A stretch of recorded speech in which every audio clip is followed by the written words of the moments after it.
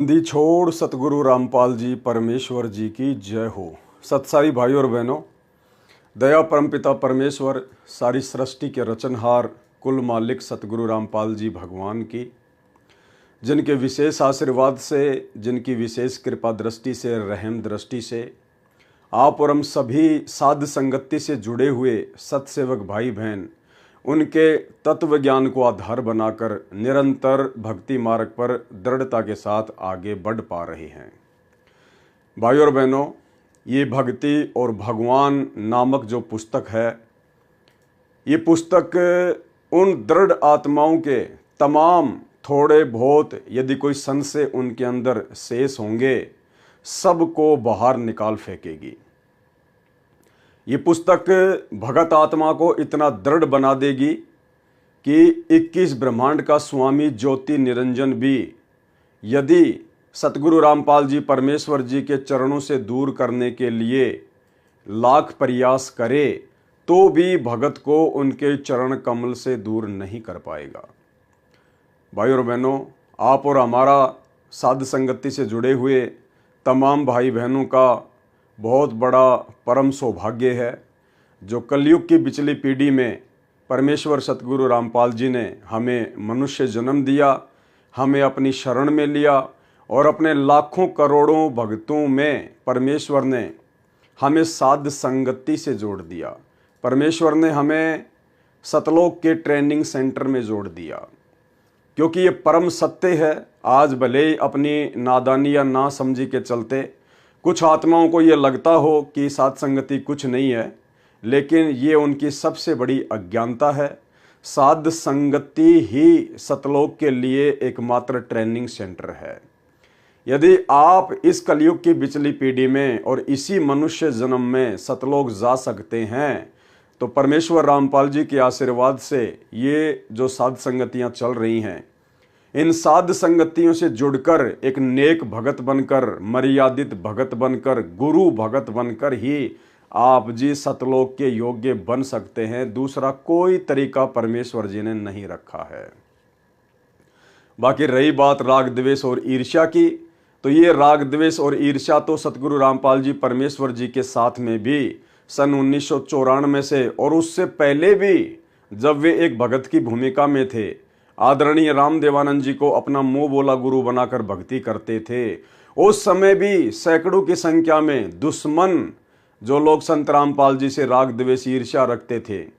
और 1994 से जब से वे नाम दीक्षा देने लगे, उसके बाद उनकी शरण में आकर न जाने कितने लोग गुरुद्रोही हो चुके हैं और उनसे राग द्वेष ईर्ष्या करके उनका कुप्रचार करना, उनके चरणों से भगत आत्माओं को नीचे गिराना, और वर्तमान में भी 2014 बरवाला कांड के बाद उन्हीं के वो भगत जो सारनाम प्राप्त थे, सतनाम प्राप्त थे, लेकिन 2014 बरवाला कांड की घटना को ना समझ पाने के चलते संत रामपाल जी से दूर हो गए, दूसरे पंथों में चले गए या भक्ति छोड़कर घर पर बैठ गए और आज उनके घोर विरोधी हैं।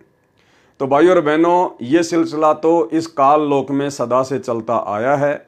जब जब परमपिता परमेश्वर जी ने अपना सत्य मार्ग कहीं से भी शुरू किया है, काल ने आत्माओं में कुप्रेरणा करके उनका घोर विरोध करवाया ही करवाया है। और जब सतगुरु रामपाल जी परमेश्वर अपनी सत आत्माओं में सत्य प्रेरणा करके अपने सत मार्ग को आगे बढ़ाएंगे, जैसे वर्तमान में साध संगति के माध्यम से बढ़ा रहे हैं, तो काल कैसे चुप बैठने वाला है। अब काल स्वयं तो विरोध करने के लिए आता नहीं, क्योंकि वो तो किसी के सामने प्रकट होता नहीं, इसलिए वो उन भक्तों के अंदर कुप्रेरणा करेगा जिन भक्तों के अंदर राग द्वेष ईर्ष्या और मान बढ़ाई का रोग लगा हुआ है। तो उन आत्माओं के अंदर कुप्रेरणा करके अपने भगत भाइयों का विरोध करवाएगा और परमेश्वर के सतमार्ग को झूठा साबित करने का कुप्रयास भी करवाएगा। तो भाई और बहनों, ये पुस्तक भक्ति और भगवान कोई सामान्य पुस्तक नहीं है। इन पुस्तकों को भगत समाज ने नहीं पढ़ा, नहीं पढ़ता था, इसीलिए परमपिता परमेश्वर जी ने इस दो कोड़ी के तुच्छ जीव पवन दास को खड़ा किया, निमित्त बनाया, ताकि मैं भी इस पुस्तक को पढ़ूं और आप भाई बहनों को भी इस पुस्तक को पढ़ाऊं। और जो जो गूढ़ रहस्य परमपिता परमेश्वर जी ने इस पुस्तक में छुपा रखे हैं, यानी बहुत सारी भक्ति मार्ग की ऐसी गूढ़ बातें होती हैं जो सतगुरु रामपाल जी परमेश्वर जी अपने सत्संगों में नहीं कह पाते हैं।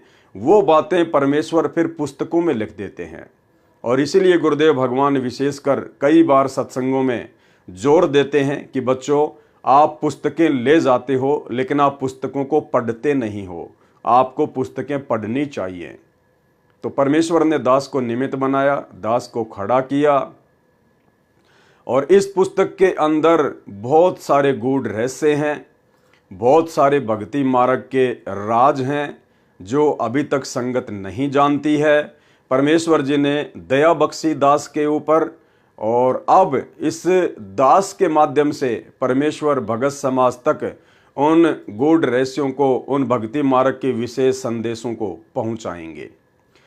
भाइयों और बहनों, परमात्मा चाहते हैं कि सतलोक जाने के मार्ग में ये काल कहाँ कहाँ भगत आत्माओं को तोड़ेगा, कहाँ कहाँ ये आत्माओं के अंदर कुप्रेरणा करके उनको भक्ति मर्यादाओं से नीचे गिराएगा कि ये आत्मा त्रिकुटी तक भी ना पहुंच जाए। आगे की यात्रा तो बहुत दूर की बात है, कहीं ये आत्मा इन कमलों से पार होकर त्रिकुटी तक ना पहुंच जाए, क्योंकि त्रिकुटी पर तो फिर इसे परमात्मा मिल जाएगा, सतगुरु भगवान मिल जाएगा, फिर तो इसे कोई चिंता नहीं, किसी प्रकार की कोई दिक्कत नहीं। लेकिन ये आत्मा त्रिकुटी तक ना पहुंच जाए, त्रिकुटी तक पहुंचने के योग्य ना बन जाए, उसके लिए ये काल हर प्रकार से जो कुप्रयास कर सकता है, साम दाम दंड भेद से कोई भी घटिया नीति अपना सकता है, वो अपनाएगा। और सतगुरु रामपाल जी भगवान भी यही चाहते हैं कि मैं अपने तत्व ज्ञान से, आध्यात्मिक ज्ञान से अपनी आत्माओं को इस कदर भक्ति के रंग में रंग दूं, अगर 21 ब्रह्मांड का स्वामी ज्योति निरंजन भी धरती पर उतर कर आए तो मेरी आत्माओं को भ्रमित ना कर पाए।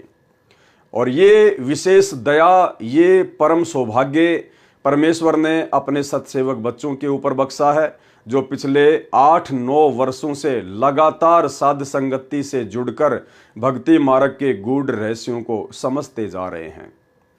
भाइयों और बहनों, इस पुस्तक भक्ति और भगवान का एक पार्ट जो कि भूमिका के अंतर्गत था, आप जी देख चुके हैं, बहुत सारी बातें आपको समझ में आ गई होंगी। अब ये इस पुस्तक भक्ति और भगवान का दूसरा पार्ट है। और भाइयों और बहनों, परमात्मा इस पार्ट में हमें समझाएंगे कि गुरुद्रोही कौन होता है, गुरुद्रोही की क्या परिभाषा होती है, गुरुद्रोही के क्या लक्षण होते हैं, और कब और कैसे सतगुरु अपने भगत को गुरुद्रोही घोषित करता है। 650 साल पहले परमात्मा ने एक वैश्या को, जो पहले वैश्या कर्म करती थी, गणिका कर्म करती थी, जब उस बहन को ज्ञान हुआ, सत्संग सुना, तो उसने परमेश्वर जी से उपदेश ले लिया। वो भगतमती बन गई, परमेश्वर की शिष्या बन गई। लेकिन संगत अभी भी उसे वैश्या ही मान रही थी, उसे गणिका ही मान रही थी, उससे राग द्वेष ईर्ष्या करती थी, लड़ती थी, झगड़ती थी, भला बुरा कहती थी कि आश्रम में मत आया कर, तू गुरुजी को बदनाम करवाएगी। और फिर परमेश्वर ने उसी गणिका बहन को निमित्त बनाकर, जिस गणिका को हे दृष्टि से देखा जाता था, उसी को खड़ा करके, उसी को निमित्त बनाकर परमेश्वर ने उन 64 लाख भगतों की परीक्षा ली, और 64 के 64 लाख भगत फैल हो गए। उस गणिका बहन को तो परमेश्वर जी ने स्वर्ग में बैठा दिया, चमरा जुल्हा तर गए और छिपा नाई रे, गणिका चढ़ी विमान में सुरगापुर धाई रे। और बाकी जो 64 लाख अपने आप को डेढ़ सियाणे समझ रहे थे, परमेश्वर ने उनको बार बार माँ के गर्भ में जन्म दिया, उनको माँ के गर्भ में नरक कुंड भोगने के लिए बाध्य किया।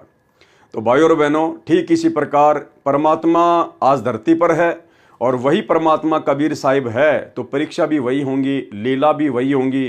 थोड़ा बहुत जो प्रारूप है वो अवश्य बदल जाएगा। अब ऐसा नहीं है कि वर्तमान में भी परमात्मा कोई हाथी किराए पर लेंगे और किसी को हाथी पर बैठा कर फिर भक्तों की परीक्षा लेंगे। वो समय कुछ और था, आज समय कुछ और है। देश काल और परिस्थितियों के अनुसार परमात्मा अपने भक्तों की समय समय पर परीक्षा लेते हैं। वर्तमान जो समय है भक्तों की परीक्षा का, जितने भी भगत परमेश्वर ने सन 1994 से लेकर 2014 तक इकट्ठे किए, उन भक्तों की परीक्षा सन 2014 बरवाला कांड से लेकर वर्तमान समय तक निरंतर जारी है। और सौभाग्य है मुझ पवन दास का, जो परमेश्वर ने उन तमाम लाखों भक्तों की परीक्षा के लिए मुझ 2 कोड़ी के नीच तुच्छ प्राणी पवन दास को निमित्त बनाया। क्यों? क्योंकि संगत एक गुरुद्रोही की परिभाषा नहीं समझ पाई। 30 वर्षों से सतगुरु के सत्संग सुनकर संगत गुरुद्रोही किसे कहते हैं, गुरुद्रोही के लक्षण क्या होते हैं, गुरुद्रोही के कर्म क्या होते हैं, संगत नहीं समझ पाई। तो भाइयों और बहनों, ये भक्तों की परीक्षा थी 2014 बरवाला कांड के बाद से। और क्यों परमेश्वर ने मुझ 2 कोड़ी के तुच्छ प्राणी पर इतनी बड़ी मेहर की, दया की? परमेश्वर जी ने सतलोक आश्रम मैनेजमेंट हरियाणा के कहने पर, अपने कलयुगी बेटा बेटी भाई बंधु रिश्तेदारों के कहने पर, उनकी शिकायतों पर क्यों मुझ पवन दास को अपनी ऑडियो में, वीडियो में गुरुद्रोही घोषित किया? इसके पीछे बहुत सारे गहरे रहस्य हैं, राज हैं। आने वाले समय में ये घटनाएं इतिहास बनेंगी। आने वाले हजारों वर्षों तक जो सतगुरु रामपाल जी परमेश्वर जी का ये सतज्ञान धरती पर चलेगा। आने वाली आत्माएं इस पवन दास को आधार बनाकर, इस पवन दास के ऊपर परमेश्वर ने जो एक फिल्म बना दी है गुरुद्रोही वाली, इस गुरुद्रोही वाली फिल्म को देखकर आने वाली आत्माएं भक्ति मार्ग पर सावधान होंगी।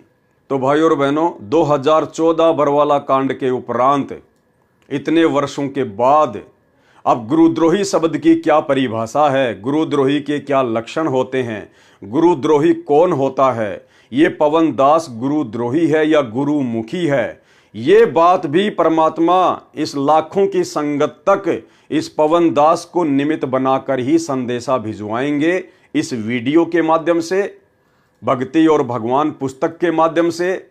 आज ये दूसरे नंबर का वीडियो उसी टॉपिक पर है कि आज से पहले कितने लोग गुरुद्रोही हो चुके हैं, उन लोगों में क्या क्या लक्षण थे जिससे उनको गुरुद्रोही कहा जा सकता है, और क्यों सतगुरु रामपाल जी परमेश्वर जी ने उनको गुरुद्रोही घोषित किया। भाई और बहनों, बाकी बातें हम इस वीडियो के लास्ट में करेंगे।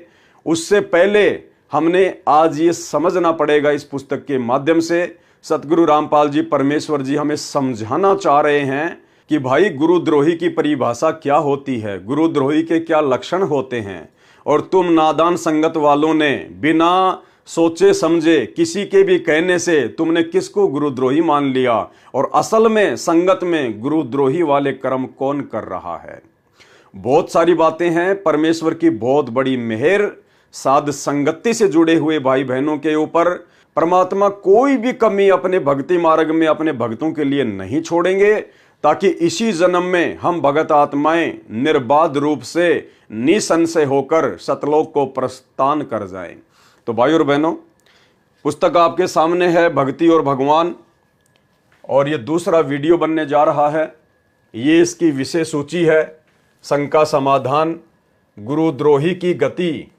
1 नंबर पर है भगत संजय उर्फ कृष्णदास गुरुद्रोही का पोल खाता। तो आज हम 1 नंबर पॉइंट से शुरू करेंगे कि परमेश्वर हमें गुरुद्रोही के विषय में क्या बताना चाहते हैं, क्या समझाना चाहते हैं, जिसको संगत 2014 बरवाला कांड के बाद से समझ नहीं पाई। पुस्तक भक्ति और भगवान, शंका समाधान, भगत संजय उर्फ कृष्णदास गुरुद्रोही का पोल खाता। किसी ने सवाल किया सतगुरु रामपाल जी परमेश्वर जी से, एक कृष्णदास नाम का लगभग 30 वर्ष का व्यक्ति अंबाला के पास कलाल्टी गांव में किसी पुराने गरीबदास मंदिर आश्रम में रहता है। भगवा वस्त्र धारण किए है, वह भी आप वाले नाम मंत्र दान करता है। आप तो कहते हो कि वर्तमान में इन मंत्रों का किसी को ज्ञान नहीं, नाम देने का किसी को अधिकार नहीं। क्या उस व्यक्ति से जो स्वयंभू गुरु बना है आत्म कल्याण संभव है? उत्तर परमेश्वर रामपाल जी ने क्या दिया? संगत माही कुसंगत उपजय, जैसे बण में बांस, और आप पे घिस घिस आग लगा ले, करे बनखंड का भी नाश। आदरणीय गरीबदास जी महाराज ने अपनी अमृतवाणी में कहा है कि पूर्ण संत की संगत में कुसंगत अर्थात गुरुद्रोही उत्पन्न होते हैं। वे सारी संगत को ऐसे नष्ट कर देते हैं जैसे वन में बांस उपजते हैं, फिर आपस में हवा के झोंकों से घिस घिस कर अग्नि लगाकर सारे वन को नष्ट कर देते हैं। ऐसा ही उदाहरण उस संजय उर्फ कृष्णदास पुत्र श्री बलवान मिस्त्री गांव करोथा वाले ने पेश किया। उस व्यक्ति का पहला नाम सुरेंद्र, दूसरा संजय तथा तीसरा आप बता रहे हैं कृष्णदास है। वह पहले मुझदास का शिष्य था। सतगुरु रामपाल जी परमेश्वर कह रहे हैं कि पहले वह व्यक्ति मुझदास का शिष्य था। वह इसी गांव करोथा का वासी है।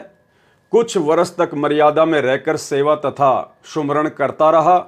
जो ज्ञान ये दास प्रचार करता है उसे भी याद हो गया तथा बोलने की शैली सुधार कर तड़क भड़क कर बोलने लगा तथा चटक मटक कर चलना उसका स्वभाव है। आंखें बंद करके अकड़ कर बैठकर दिखावटी बुगला भजन करके ढोंग अर्थात दंभ करके प्रभुता व प्रशंसा का पात्र बनना उसके विनाश का कारण बना। क्योंकि ऐसे हट करके एक स्थान पर बैठना पवित्र गीता जी तथा पवित्र अमृतवाणी परमेश्वर कबीर साहिब जी तथा गरीबदास जी महाराज के अनुसार शास्त्र विरुद्ध है। उस व्यक्ति ने मुझदास से तीनों मंत्र प्राप्त किए। चापलूसी करना तथा कपट युक्त बातें करना उसकी आम बात है। वह चातुर प्राणी है तथा महिमा का भूखा है। मुझदास के साथ साथ रहते हुए भी मुझसे छुपाकर अपने आप को महाराज कहलवाता था। यानी सतगुरु रामपाल जी परमेश्वर जी ने जिस संजय नाम के व्यक्ति को सन 2000 के आसपास गुरुद्रोही घोषित किया, जो वर्तमान में हरियाणा के अंबाड़ा के पास में कलाल्टी गांव में एक गरीबदासी आश्रम में संत बनकर रह रहा है, परमेश्वर ने क्या लक्षण बताया कि वो क्यों गुरुद्रोही हुआ। परमेश्वर क्या कह रहे हैं कि मुझसे छुपाकर अपने आप को महाराज कहलवाता था। तो भाइयों और बहनों, आपने ये लक्षण क्या मुझ पवनदास में देखा? क्या मैं पवनदास कभी अपने आप को महाराज कहलवाता हूं? यदि कोई भगत मुझे जहां जहां साथ संगतियां होती हैं या फोन पर बातें होती हैं, यदि कोई भगत मुझे विशेष मान या सम्मान भी देने का प्रयास करता है, तो ये दास पवनदास परमेश्वर के ज्ञान आधार से अपने आप को सुरक्षित रखते हुए और उस भाई को समझाते हुए सारी संगत के सामने उसी समय उसको टोक देता है कि भाई आज के बाद ऐसी गलती ना करना। हम सबका सरदार, हम सबका भगवान, हम सबका महाराज, हम सबका बाप, हम सबका कैप्टन केवल एक ही है, सतगुरु रामपाल जी परमेश्वर। बाकी हम जितने भी भगत भाई बहन हैं, हम सब जीव हैं, दो कोटि के प्राणी हैं। आप और हमारी कोई हैसियत नहीं है। भक्ति मार्ग में ना कोई जूनियर होता ना कोई सीनियर होता। परमेश्वर के लिए भगत चाहे काला हो, चाहे पीला हो, चाहे गोरा हो, चाहे लूला हो, चाहे लंगड़ा हो, चाहे अमीर हो, चाहे गरीब हो, कैसा भी हो, स्त्री हो या पुरुष हो, बच्चा हो, बूढ़ा हो, परमेश्वर सतगुरु रामपाल जी के रूप में सब समान दृष्टि से हैं। तो जो मान सम्मान आप जी अपनी अज्ञानतावश मुझ पवनदास को देना चाहते हो, आपने तमाम भगत भाई बहनों को एक दृष्टि से देखना है। यहां परमेश्वर के अलावा कोई मान सम्मान का पात्र नहीं है। इसलिए ऐसी गलती दोबारा ना करना, क्योंकि मुझ पवनदास को भी डर लगता है, भय लगता है। भाई मैं तो एक भगत हूं छोटा सा परमात्मा का, और भगत भी मैं तो सच्चा मुच्चा नहीं हूं, बनने का प्रयास कर रहा हूं गुरुदेव भगवान के आशीर्वाद से। मुझे तो अपना आत्म कल्याण करवाना है, या महाराज बनके या कोई संत बनके अगले जन्म में गधा बनके यहीं पे नहीं डोलना मुझे। इसलिए दास भी डरता है और भाई बहनों को भी साथ संगति के माध्यम से सावधान करता है कि खबरदार, अगर आज के बाद अपने गुरुदेव भगवान के अलावा किसी को भी विशेष सम्मान के योग्य समझा तो अन्यथा परमेश्वर तुरंत अपने चरणों से नीचे गिरा देंगे। तो आप भाई बहनों ने सन 2014 बरवाला कांड के बाद जब से मुझ दास को गुरुद्रोही घोषित करवाया गया है, जबरन जबरदस्ती, आपने कभी भी, मेरे हजारों की संख्या में वीडियो हैं, और सन 2015 के लास्ट से वर्तमान 2024 तक ये दास संगत में एक्टिव रहा है। आप सभी भाई बहनों के लिए वीडियो बनाता हूं, परमेश्वर के भक्ति मार्ग से आपको परिचित करवाता हूं। और जितने भी काल प्रेरित लोग हैं, सतलोक आश्रम मैनेजमेंट हरियाणा, गुरुदेव का कलयुगी परिवार, ये कोऑर्डिनेटर जो बहुत अच्छे भगत बनकर और संगत में परमेश्वर के ज्ञान और विधान के विपरीत आपसे कुकर्म करवाते हैं, आप लोगों को जगाता हूं, सावधान करता हूं, ताकि आपकी मर्यादा बचे, आपकी भक्ति बचे। तो आपने पिछले 9-10 वर्षों में मुझ दास के मुख से कभी भी नहीं सुना होगा कि भाई आप मुझे संत कहिए, आप मुझे छोटा महाराज कहिए, आप मुझे भगवान कहिए, या हमने कोई आश्रम खोलना है, या हमने कोई संत की पदवी प्राप्त करनी है। आपको इस प्रकार की कोई भी घटिया बातें जो एक गुरुद्रोही व्यक्ति में होती हैं, आपको कहीं भी नजर नहीं आएंगी। तो जो कृष्ण दास था, जिसको गुरुदेव भगवान ने गुरुद्रोही घोषित किया, उसका सबसे पहला जो गलत कार्य था, क्या था? मुझसे छुपाकर अपने आप को महाराज कहलवाता था। सतगुरु रामपाल जी परमेश्वर कह रहे हैं कि मुझसे छुप छुपाकर संगत में अपने आप को महाराज कहलवाता था तथा आशीर्वाद देता था। भाई और बहनों, गुरुद्रोही के लक्षण होते हैं ये कि वो अपने गुरुदेव से छुप छुपा के और संत बनने की चाहत में लोगों को आशीर्वाद देता है। लेकिन आपने पिछले 10 वर्षों में मुझ पवन दास के अंदर ऐसा किसी भी प्रकार का कोई भी घटिया कर्म नहीं देखा होगा। ये दास तो सौपन में सोच भी नहीं सकता। मैं तो अपने गुरुदेव भगवान के आशीर्वाद का प्यासा हूं। मैं दो कुंडी का जीव, मूर्ख प्राणी, जड़मती प्राणी, मेरी क्या औकात मैं किसी को आशीर्वाद दे सकूं, मेरी क्या हैसियत। तो भाई और बहनों, ये घटिया कर्म ना दास ने कभी किया और ना कभी दास ने सौपन में सोचा, और ना दास ऐसा कभी सोच सकता है। तो जिस व्यक्ति को गुरुदेव ने गुरुद्रोही घोषित किया, उसमें दूसरा लक्षण क्या था? वो व्यक्ति आशीर्वाद भी देता था भगत समाज को। क्योंकि सतगुरु रामपाल जी परमेश्वर जी ने सन 1994 में अपने भक्ति मार्ग की शुरुआत की थी। भाई और बहनों, उस समय परमेश्वर इतने सारे प्रमाण जो वर्तमान में उन्होंने दिखा दिए हैं, हमारी आत्मा को दृढ़ कर दिया है। गीता, वेद, कुरान, पुराण, बाइबल, अन्य संत महात्माओं की पुस्तकें, उनके सत्संगों में उनके विचार कि अध्यात्म से उनकी बातें कितनी मेल खाती हैं, सत्य क्या है। उसके बावजूद आदरणीय गरीबदास जी का सूक्ष्म वेद और कबीर सागर, यानी परमेश्वर ने वर्तमान में तो कोई कमी नहीं छोड़ी है। लेकिन जिस समय गुरुदेव भगवान ने अपने मार्ग की शुरुआत की थी, उस समय परमात्मा ने ये तमाम सबूत, ये प्रमाण, एविडेंस शास्त्रों से नहीं दिखाए थे, जिस कारण से संगत इतनी परिपक्व नहीं हो पाई थी, जिसका फायदा काल प्रेरणा से काल ने अपने एजेंट संगत में भेजे। जिस प्रकार ये कृष्णदास, इस प्रकार के लोगों को काल ने संगत में भेजा अन्य भगत भाई बहनों की आस्था को तोड़ने के लिए, उनकी मर्यादाओं को तुड़वाने के लिए। तो वो व्यक्ति अपने ही भगत भाई बहनों को अपने आप को संत समझकर, महाराज समझकर उनको आशीर्वाद दिया करता था। और ज्ञानहीनता में, नादानी में वो भगत आत्माएं भी जो थोड़ी बहुत थी, वो आत्माएं उससे आशीर्वाद भी लिया करती थी। तो भाई और बहनों, ये वीक पॉइंट हैं। ये जो पुस्तक है भक्ति और भगवान, जिसका विशेष जिक्र गुरुदेव भगवान ने किया है आप और हमारे पढ़ने के लिए, तो साथ साथ में परमात्मा चाहते हैं कि हम इन सभी पॉइंटों से भली भांति परिचित हो जाएं कि आपके गुरुजी के अलावा इस सृष्टि में दूसरा कोई महाराज कहलाने का अधिकारी नहीं है। इनकी शरण के अलावा जितने भी लोग हैं, जितने भी साधु संत महात्मा हैं, वो चाहे लाख अपने आप को महाराज कहें, हमें कोई फर्क नहीं पड़ता। लेकिन परमेश्वर सतगुरु रामपाल जी से उपदेश लेने के बाद यदि इनका कोई भगत अपने आप को महाराज कहलवाता है या भक्तों को आशीर्वाद देता है, तो समझ लेना वो पक्का काल का एजेंट है, काल का दूत है, पक्का गुरुद्रोही है। ऐसे आत्माओं से हमने विशेष तौर पर सावधान रहना है।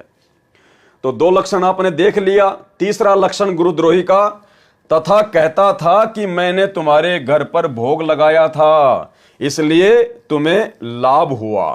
भोग लगाने का मतलब वो 3 दिन का पाठ करता था। आदरणीय गरीबदास जी महाराज जी के सदग्रंथ साहिब को ले जाकर, और जो नादान भगत थे उनके घरों पर जाकर 3 दिन तक वो महाराज बनकर, संत बनकर आदरणीय गरीबदास जी की वाणियों का पाठ किया करता था और कहता था कि मैंने तुम्हारे घर पर पाठ किया है, मैंने तुम्हारे घर पर आदि अंत का भोग लगाया है, इसलिए तुम्हें तमाम लाभ हो रहे हैं। तो ये तीसरी पहचान तो भाई और बहनों हम तो सोच भी नहीं सकते। हम सत्सेवक तो उल्टा सतलोक आश्रम मैनेजमेंट हरियाणा के द्वारा, गुरुदेव के कलयुगी परिवार के द्वारा, आज गुरुदेव भगवान की गैर हाजिरी में धर्म को धंधा बनाकर जगह जगह आश्रम खोलकर इन पत्थरों में पैसा बर्बाद करवाकर जिस प्रकार से ये पाठ शुरू किए हैं, हम तो इनका विरोध कर रहे हैं ज्ञान आधार से कि पाठ करने के अधिकारी तो केवल सतगुरु रामपाल जी परमेश्वर जी हैं या उनकी आज्ञा से ही कोई भगत पाठ पर बैठ सकता है। तो हम तो उल्टा ज्ञान आधार से सतलोक आश्रम मैनेजमेंट हरियाणा के पाखंड का विरोध कर रहे हैं, भला हम कहां पाठ करने वाले हैं। तो ये तीसरा कुलक्षण गुरुद्रोही का, वो जगह जगह जाकर भक्तों के घरों पर भोग लगाया करता था तथा कहता था कि मैंने तुम्हारे घर पर भोग लगाया था इसलिए तुम्हें लाभ हुआ है। जबकि संत रामपाल जी की लाखों करोड़ों की संगत में से कोई भी व्यक्ति यह कहने का साहस नहीं कर सकता कि पवन दास ने हमारे घर पर आकर आदरणीय गरीबदास जी महाराज जी का वो 24,000 वाणियों वाला सदग्रंथ साहिब लेकर और हमारे घर पर बैठकर 3 दिन तक पाठ किया और भोग लगाया। क्योंकि भाई और बहनों हम भगत हैं और भगत की क्या मर्यादा होती है, भगत का क्या अधिकार क्षेत्र है, ये परमेश्वर सतगुरु रामपाल जी ने अपने सत्संगों में भली भांति बता दिया है, समझा दिया है और परमेश्वर का विशेष आशीर्वाद है साथ संगति पर। इसलिए ऐसी घटिया हरकत या ऐसी गलती कम से कम साथ संगति से जुड़े हुए भाई बहन तो नहीं करने वाले हैं। तो 3 लक्षण आपने देख लिए भाई और बहनों। यदि संगत में कोई भगत इस प्रकार की घटिया हरकत करता है, आपके घर पर आकर पाठ करने की सलाह देता है और आदरणीय गरीबदास जी महाराज जी के सदग्रंथ को पढ़ता है और भोग लगाने की बात कहता है, तो समझ लेना वो पक्का काल का दूत है, पक्का गुरुद्रोही है और आपको परमात्मा से दूर करने का काल प्रेरणा से षड्यंत्र रच रहा है। एक सेवक ने मुझे बताया, यानी सतगुरु रामपाल जी परमेश्वर जी कह रहे हैं कि एक सेवक ने मुझे बताया कि ये संजय कहता है कि मैं जिसके भोग लगाता हूं उसी को लाभ होता है। इस दास ने उस सेवक की बात पर विश्वास नहीं हुआ, सोचा इनके आपस में अनबन हो गई होगी, इसलिए ऐसे अच्छे भगत की निंदा कर रहा है। ऐसी ऐसी कई सेवकों की शिकायतें सुनी तो भी विशेष ध्यान नहीं दिया। क्या कह रहे हैं सतगुरु रामपाल जी परमेश्वर कि फिर एक भगत ने आकर मुझे कहा कि जी ये संजय ऐसे ऐसे घटिया काम कर रहा है। तो गुरुदेव ने कहा कि मैंने कोई विशेष ध्यान नहीं दिया। उसके बाद और भी बहुत सारे भक्तों ने कहा कि जी वो ऐसे ऐसे उल्टे काम कर रहा है। तो गुरुदेव कह रहे हैं तो भी मैंने कोई विशेष ध्यान नहीं दिया कि हो सकता है आपस में भक्तों की अनबन होगी और एक दूसरे की निंदा चुगली कर रहे होंगे। भाई और बहनों, ये जो वीडियो बनने जा रहा है और जब ये गुरुद्रोही वाली बात पूरी हो जाएगी, अंत में चाहे एक वीडियो बने या 2 वीडियो बने, तब आप भाई बहनों की आंखें खुल जाएंगी पूरी तरह से कि हां वास्तव में गुरुद्रोही क्या होता है और मुझ पवन दास को कैसे सतलोक आश्रम मैनेजमेंट हरियाणा के मात्र एक बार ही कहने से, केवल पहली शिकायत में ही, और वो भी झूठी शिकायत है। क्योंकि बरवाला कांड के बाद हम सत्सेवकों ने देखा कि गुरुजी का परिवार काल प्रेरित होकर और धर्म को धंधा बनाकर और भगत समाज को गुरुदेव के सत्संगों के विरुद्ध चला रहा है, गुरुदेव की आज्ञाओं के विरुद्ध कुकर्म करवा रहा है।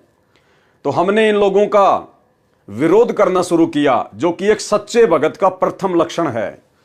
क्योंकि जिस पाखंड और अज्ञान को समाप्त करने के लिए उसका बाप संघर्ष करते हुए जेल में बैठा है, वो भगत भला कैसे बाहर उसके बाप के मार्ग में, उसके परमेश्वर के मार्ग में, उसके गुरुदेव के भक्ति मार्ग में यदि कोई पाखंड फैलाएगा, अज्ञान का समावेश करना चाहेगा काल प्रेरणा से, तो वो भगत चुप नहीं बैठ सकता। तो हम सत्सेवक चुप नहीं बैठे और हमने उनका विरोध करना शुरू किया प्यार प्रेम से, ज्ञान आधार से। तो इन लोगों को लगा, गुरुदेव के परिवार को लगा कि ये लोग हमारे धार्मिक धंधे में बीच में बाधा पैदा करेंगे। तो काल ने गुरुदेव के कलयुगी परिवार में कुप्रेरणा करके और मुझ पवन दास के प्रति राग द्वेष ईर्ष्या मन में रखते हुए और सतगुरु रामपाल जी परमेश्वर जी को एक आम व्यक्ति मानते हुए, मानुष समझते हुए हिसार जेल में झूठी शिकायतें करनी शुरू कर दी। और पहली ही शिकायत में गुरुदेव भगवान ने अपने मिशन के अकॉर्डिंग, अपनी लीला के तहत, भाई और बहनों, यहां मैं जो ये मिशन शब्द यूज कर रहा हूं कि मुझ पवन दास को गुरुद्रोही घोषित करना मेरे पूज्य गुरुदेव भगवान के द्वारा, ये उनके मिशन का एक मुख्य हिस्सा है, ये उनकी लीला का एक अहम हिस्सा है। ये बातें आपको या तो ये वीडियो समाप्त होने के बाद में समझ में आएंगी या आपको उस समय समझ में आएंगी जब आप स्वयं सतगुरु रामपाल जी परमेश्वर जी के मुख कमल से उनके आने के बाद में इस प्रकार की बातें सुनेंगे। लेकिन उस समय बहुत देर हो चुकी होगी, आपका सारा भक्ति धन काल प्रेरणा से उनका परिवार बर्बाद करवा चुका होगा। तो मुझ पवन दास को तो मात्र एक बार की झूठी शिकायत पर ही सतगुरु रामपाल जी परमेश्वर जी ने अपनी लीला के तहत, अपने मिशन के तहत तुरंत गुरुद्रोही घोषित कर दिया, पीला पर्चा निकाल दिया, लेटर लिख दिया। अब यहां आप देखना भाई और बहनों, वही सतगुरु रामपाल जी भगवान जिन्होंने मुझे गुरुद्रोही घोषित किया, और ये वही सतगुरु रामपाल जी परमेश्वर जी हैं जिन्होंने उस संजय नाम के व्यक्ति को, उस कृष्ण नाम के व्यक्ति को गुरुद्रोही घोषित किया। तो गुरुदेव के पास में बहुत सारी शिकायतें गई, एक नहीं, दो नहीं, तीन नहीं, बहुत सारे भक्तों ने जाकर शिकायत की। तो भी गुरुदेव भगवान क्या कह रहे हैं कि मैंने कोई विशेष ध्यान नहीं दिया, और मैंने सोचा कि इतने अच्छे भगत को ये लोग ऐसा कह रहे हैं, जरूर आपस में इनकी कोई अनबन होगी। यानी आप जी सुनते जाना, इस वीडियो को देखते जाना, पवन दास को मात्र पहली शिकायत पर गुरुद्रोही घोषित करना, और इस कृष्ण नाम के व्यक्ति को जो वास्तव में सारे कुक्रम गुरुद्रोही वाले कर रहा था, और इस संजय उर्फ कृष्ण दास नाम के व्यक्ति को गुरुद्रोही घोषित करने में सतगुरु रामपाल जी परमेश्वर जी के द्वारा साल भर का समय लिया गया। और सैकड़ों की संख्या में भक्तों की शिकायतें सुनने के बाद तो ये आपको समझ में आएगा कि गुरुद्रोही क्या होता है, और पवन दास को पूज्य गुरुदेव भगवान ने अपनी लीला के तहत क्यों गुरुद्रोही घोषित किया, और इस संजय दास को, इस कृष्ण दास को क्यों सैकड़ों शिकायतें जानने के बाद भी गुरुद्रोही घोषित नहीं किया। अंत में जब गुरुदेव ने अपनी आंखों से देख लिया तब जाकर उसको गुरुद्रोही घोषित किया, और उसके बाद भी उसको रोकने का प्रयास किया, उसको भगत बनाने का प्रयास किया। आप देखते जाइएगा भाई और बहनों। एक सेवक ने मुझे बताया कि यह संजय कहता है कि मैं जिसके भोग लगाता हूं उसी को लाभ होता है।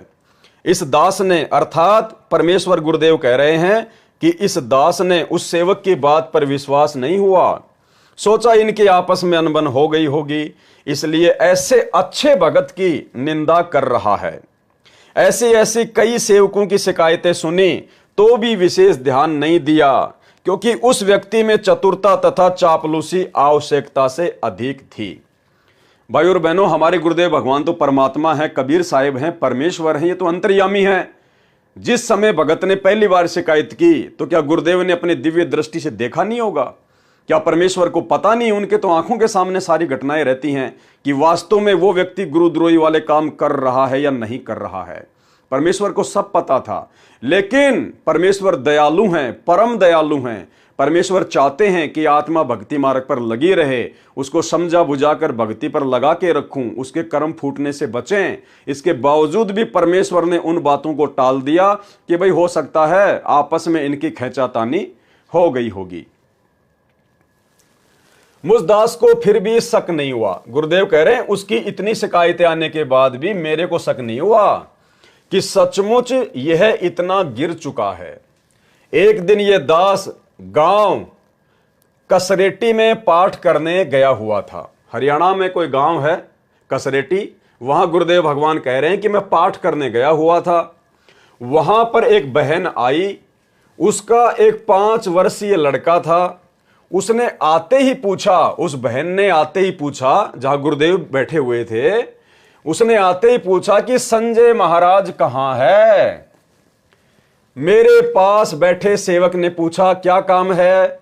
महाराज जी तो यहां बैठे हैं। उस बहन ने कहा ये नहीं है। उस बहन ने कहा कि ये नहीं है। जो संत रामपाल जी बैठे हुए थे, उस बहन ने कहा कि ये वाला महाराज नहीं, वह तो कम आयु का है, वो तो जवान है, वो तो थोड़ी उम्र का है। उस बहन ने बताया मैं मालचा की लड़की हूं। मालचा कोई गांव है, मैं वहां की लड़की हूं। और वह महाराज वहां मिला था, वो संजय महाराज, संजय उर्फ कृष्णदास, वह महाराज मुझे वहां मिला था। मेरे लड़के को बोलने में अटक लगती है, यानी वो हकला के बोलता था उसका लड़का। संजय महाराज से 2 बार तो हाथ रखवा लिया है। वह कह रहा था कि ठीक ना होवे तो फिर से ले आना। यानी उस कृष्णदास उर्फ संजय ने उसके बेटे के सिर पर 2 बार हाथ रखा, आशीर्वाद दिया कि अब तेरा बच्चा अटक अटक के नहीं बोलेगा। वह कह रहा था कि ठीक न होवे तो फिर से ले आना, बच्चे पर आशीर्वाद का हाथ रखवाना है। वो बहन क्या बोली कि जल्दी से बताओ महाराज कहां हैं, जबकि गुरुजी भी वहीं बैठे हुए थे। बोले जल्दी से बताओ, मुझे बच्चे के सिर पर हाथ रखवाना है, बच्चे पर आशीर्वाद का हाथ रखवाना है। मैं मालचा गई थी, वहां से पता चला कि कसरेटी में पाठ है, वहां मिलेगा। उसके पश्चात अब सतगुरु रामपाल जी परमेश्वर क्या कह रहे हैं, उसके पश्चात मुझ दास को विश्वास हुआ कि सेवक ठीक ही कहा करते थे। यानी गुरुदेव ने अपनी आंखों से जब सुन लिया उस बहन से, उसके बाद गुरुदेव कह रहे हैं कि मुझे तब जाकर यकीन हुआ कि भाई बाकी भगत बिल्कुल ठीक कह रहे थे। तो भाई मुझ पवन दास का सबसे पहली बात तो कोई ये नहीं बता सकता संगत में कि मैंने परमेश्वर के ज्ञान या विधान के अनुसार उनके सत्संगों के विरुद्ध घटिया कर्म क्या किया है। और दूसरा, ना ही मुझे सतगुरु रामपाल जी परमेश्वर जी ने आमने सामने होकर देखा है, ना ऐसा कोई प्रमाण किसी ने पेश किया है कि पवनदास गुरुद्रोही है, या पवनदास ने किसी के बच्चे को आशीर्वाद दे दिया, किसी के घर में जाके पाठ कर दिया, या पवनदास अपने आप को महाराज कहलवाता है, या पवनदास ने कोई भगवा वस्त्र धारण कर लिए हैं, पवनदास किसी को नाम देने लग गया है, या पवनदास ने कोई आश्रम खोल लिया है। कोई प्रमाण नहीं, कोई सबूत नहीं। लेकिन पहली शिकायत पर मुझदास को मेरे पूज्य गुरुदेव भगवान के द्वारा अपनी लीला के तहत गुरुद्रोही घोषित कर दिया गया। और यहां उसकी ढेरों शिकायत, लेकिन गुरुदेव कह रहे हैं कि मैंने अपनी आंखों से देखा। लेकिन भाई और बहनों, इतना ही पर्याप्त नहीं है। अभी भी गुरुजी ने उसको गुरुद्रोही घोषित नहीं किया। अभी आप सुनते जाना आगे आगे। उसके पश्चात मुझदास को विश्वास हुआ कि सेवक ठीक ही कहा करते थे। फिर भी सोचा कि मेरे सामने कोई दृष्टांत हो तब बात बने। गुरुदेव ने उस बहन के मुख से सुनने के बाद भी यकीन नहीं किया। और क्या कह रहे हैं गुरुदेव कि जब बात बने, जब मेरे सामने वो कोई ऐसी हरकत करे। तो पवनदास ने तो हिसार जेल में बैठे हुए गुरुजी के सामने ऐसी कोई हरकत की नहीं अभी तक, और ना उनके पीछे से कोई हरकत की। लेकिन मुझको पहले प्रयास में गुरुद्रोही, पहली शिकायत में गुरुद्रोही। और यहां गुरुदेव क्या कह रहे हैं, उस बहन के कहने के बावजूद गुरुदेव ने क्या सोचा, उसके पश्चात मुझदास को विश्वास हुआ कि सेवक ठीक ही कहा करते थे। फिर भी सोचा, गुरुदेव कह रहे हैं कि मैंने फिर भी सोचा कि मेरे सामने कोई दृष्टांत हो, कोई प्रमाण हो, ऐसा कोई घटिया कर्म वो करे, तब बात बने, तब मुझे विश्वास हो कि वो संजय उर्फ कृष्ण वास्तव में गुरुद्रोही है। एक दिन यह दास गांव बामड़ोला में एक पाठ पर गया हुआ था। गुरुदेव हरियाणा के गांव बामड़ोला में पाठ पर गए हुए थे। वहां एक लड़की को दौरे पड़ते थे। मुझदास से उपदेश लेने के पश्चात उस लड़की के दौरे कबीर देव की शक्ति से ठीक हो गए। वह स्वयंभू महाराज संजय भी वहां अधिक जाता था। उस बामड़ोला गांव में उस बहन के घर पर वो संजय भी जाया करता था, क्योंकि जिस फैक्ट्री में यह नौकरी करता था उसी फैक्ट्री में इसका साथी भी नौकरी करता था। उस साथी की रिश्तेदारी गांव बामड़ोला में थी, जिस कारण से ये वहां अधिक जाया करता था संजय। उस लड़के ने मुझे नहीं देखा था और शीघ्रता से उस नकली को दंडवत प्रणाम किया। यानी जब गुरुजी बामडोला में पाठ पर गए हुए थे तो वहां पर ये संजय भी बैठा हुआ था गुरुजी के पास में, ये कृष्णदास उर्फ संजय। अब वो एक बहन आई और उस बहन ने तुरंत उस संजय को, छोटे महाराज को दंडवत प्रणाम किया और उसने भी आशीर्वाद दे दिया यूं यूं करके। अब गुरुजी ने अपनी आंखों से देख लिया, गुरुजी ने अपनी आंखों से देख लिया, लेकिन फिर भी गुरुद्रोही घोषित नहीं किया और मुझ पवनदास को केवल एक झूठी शिकायत पर गुरुद्रोही घोषित कर दिया। यह बहुत बड़ी लीला है परमात्मा की, आप देखते जाना आगे क्या कह रहे हैं परमात्मा। उस लड़के ने मुझे नहीं देखा, सतगुरु रामपाल जी भगवान कह रहे हैं कि उस बहन ने मुझे नहीं देखा कि भाई यहां पे गुरुजी भी बैठे हुए हैं, और जल्दी से उस नकली को, उस कृष्ण उप संजय को दंडवत प्रणाम किया। ये दास देखता ही रह गया। गुरुजी कहते हैं मैं तो आंखें फाड़ के देखता ही रह गया। जब नकली महाराज संजय ने उसको मेरे सामने ही आशीर्वाद का हाथ किया, गुरुजी के सामने ही उस संजय और कृष्णदास ने यूं हाथ करके उसको आशीर्वाद दिया कि ले ले आशीर्वाद। मेरे पूज्य गुरुदेव जी के सतलोक गमन के पश्चात इस कृष्णदास उर्फ संजय को पंजाब में कस्बा तलवंडी भाई जिला फिरोजपुर में बने आश्रम में देखभाल व सेवा के लिए छोड़ रखा था। गुरुदेव भगवान कह रहे हैं कि मेरे गुरुदेव के सतलोक जाने के बाद, यानी दादा गुरुदेव के सतलोक जाने के बाद, सतगुरु रामपाल जी परमेश्वर जी ने इस कृष्ण उर्फ संजय को उस आश्रम में जहां पे दादा गुरुजी रहते थे वहां पर देखभाल के लिए, छोटी मोटी सेवाओं के लिए छोड़ रखा था। वहां भी स्वयंभू महाराज बन बैठा, उस आश्रम में भी वो स्वयंभू महाराज बन बैठा। मुझ दास द्वारा भरी कैसेटों को सुनकर स्वयं प्रचारक बन गया।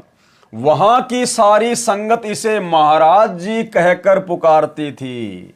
वहां की सारी संगत और उस कृष्णदास उर्फ संजय को महाराज जी कहकर पुकारती थी तथा दंडवत प्रणाम करती थी और ये उन्हें आशीर्वाद देता था।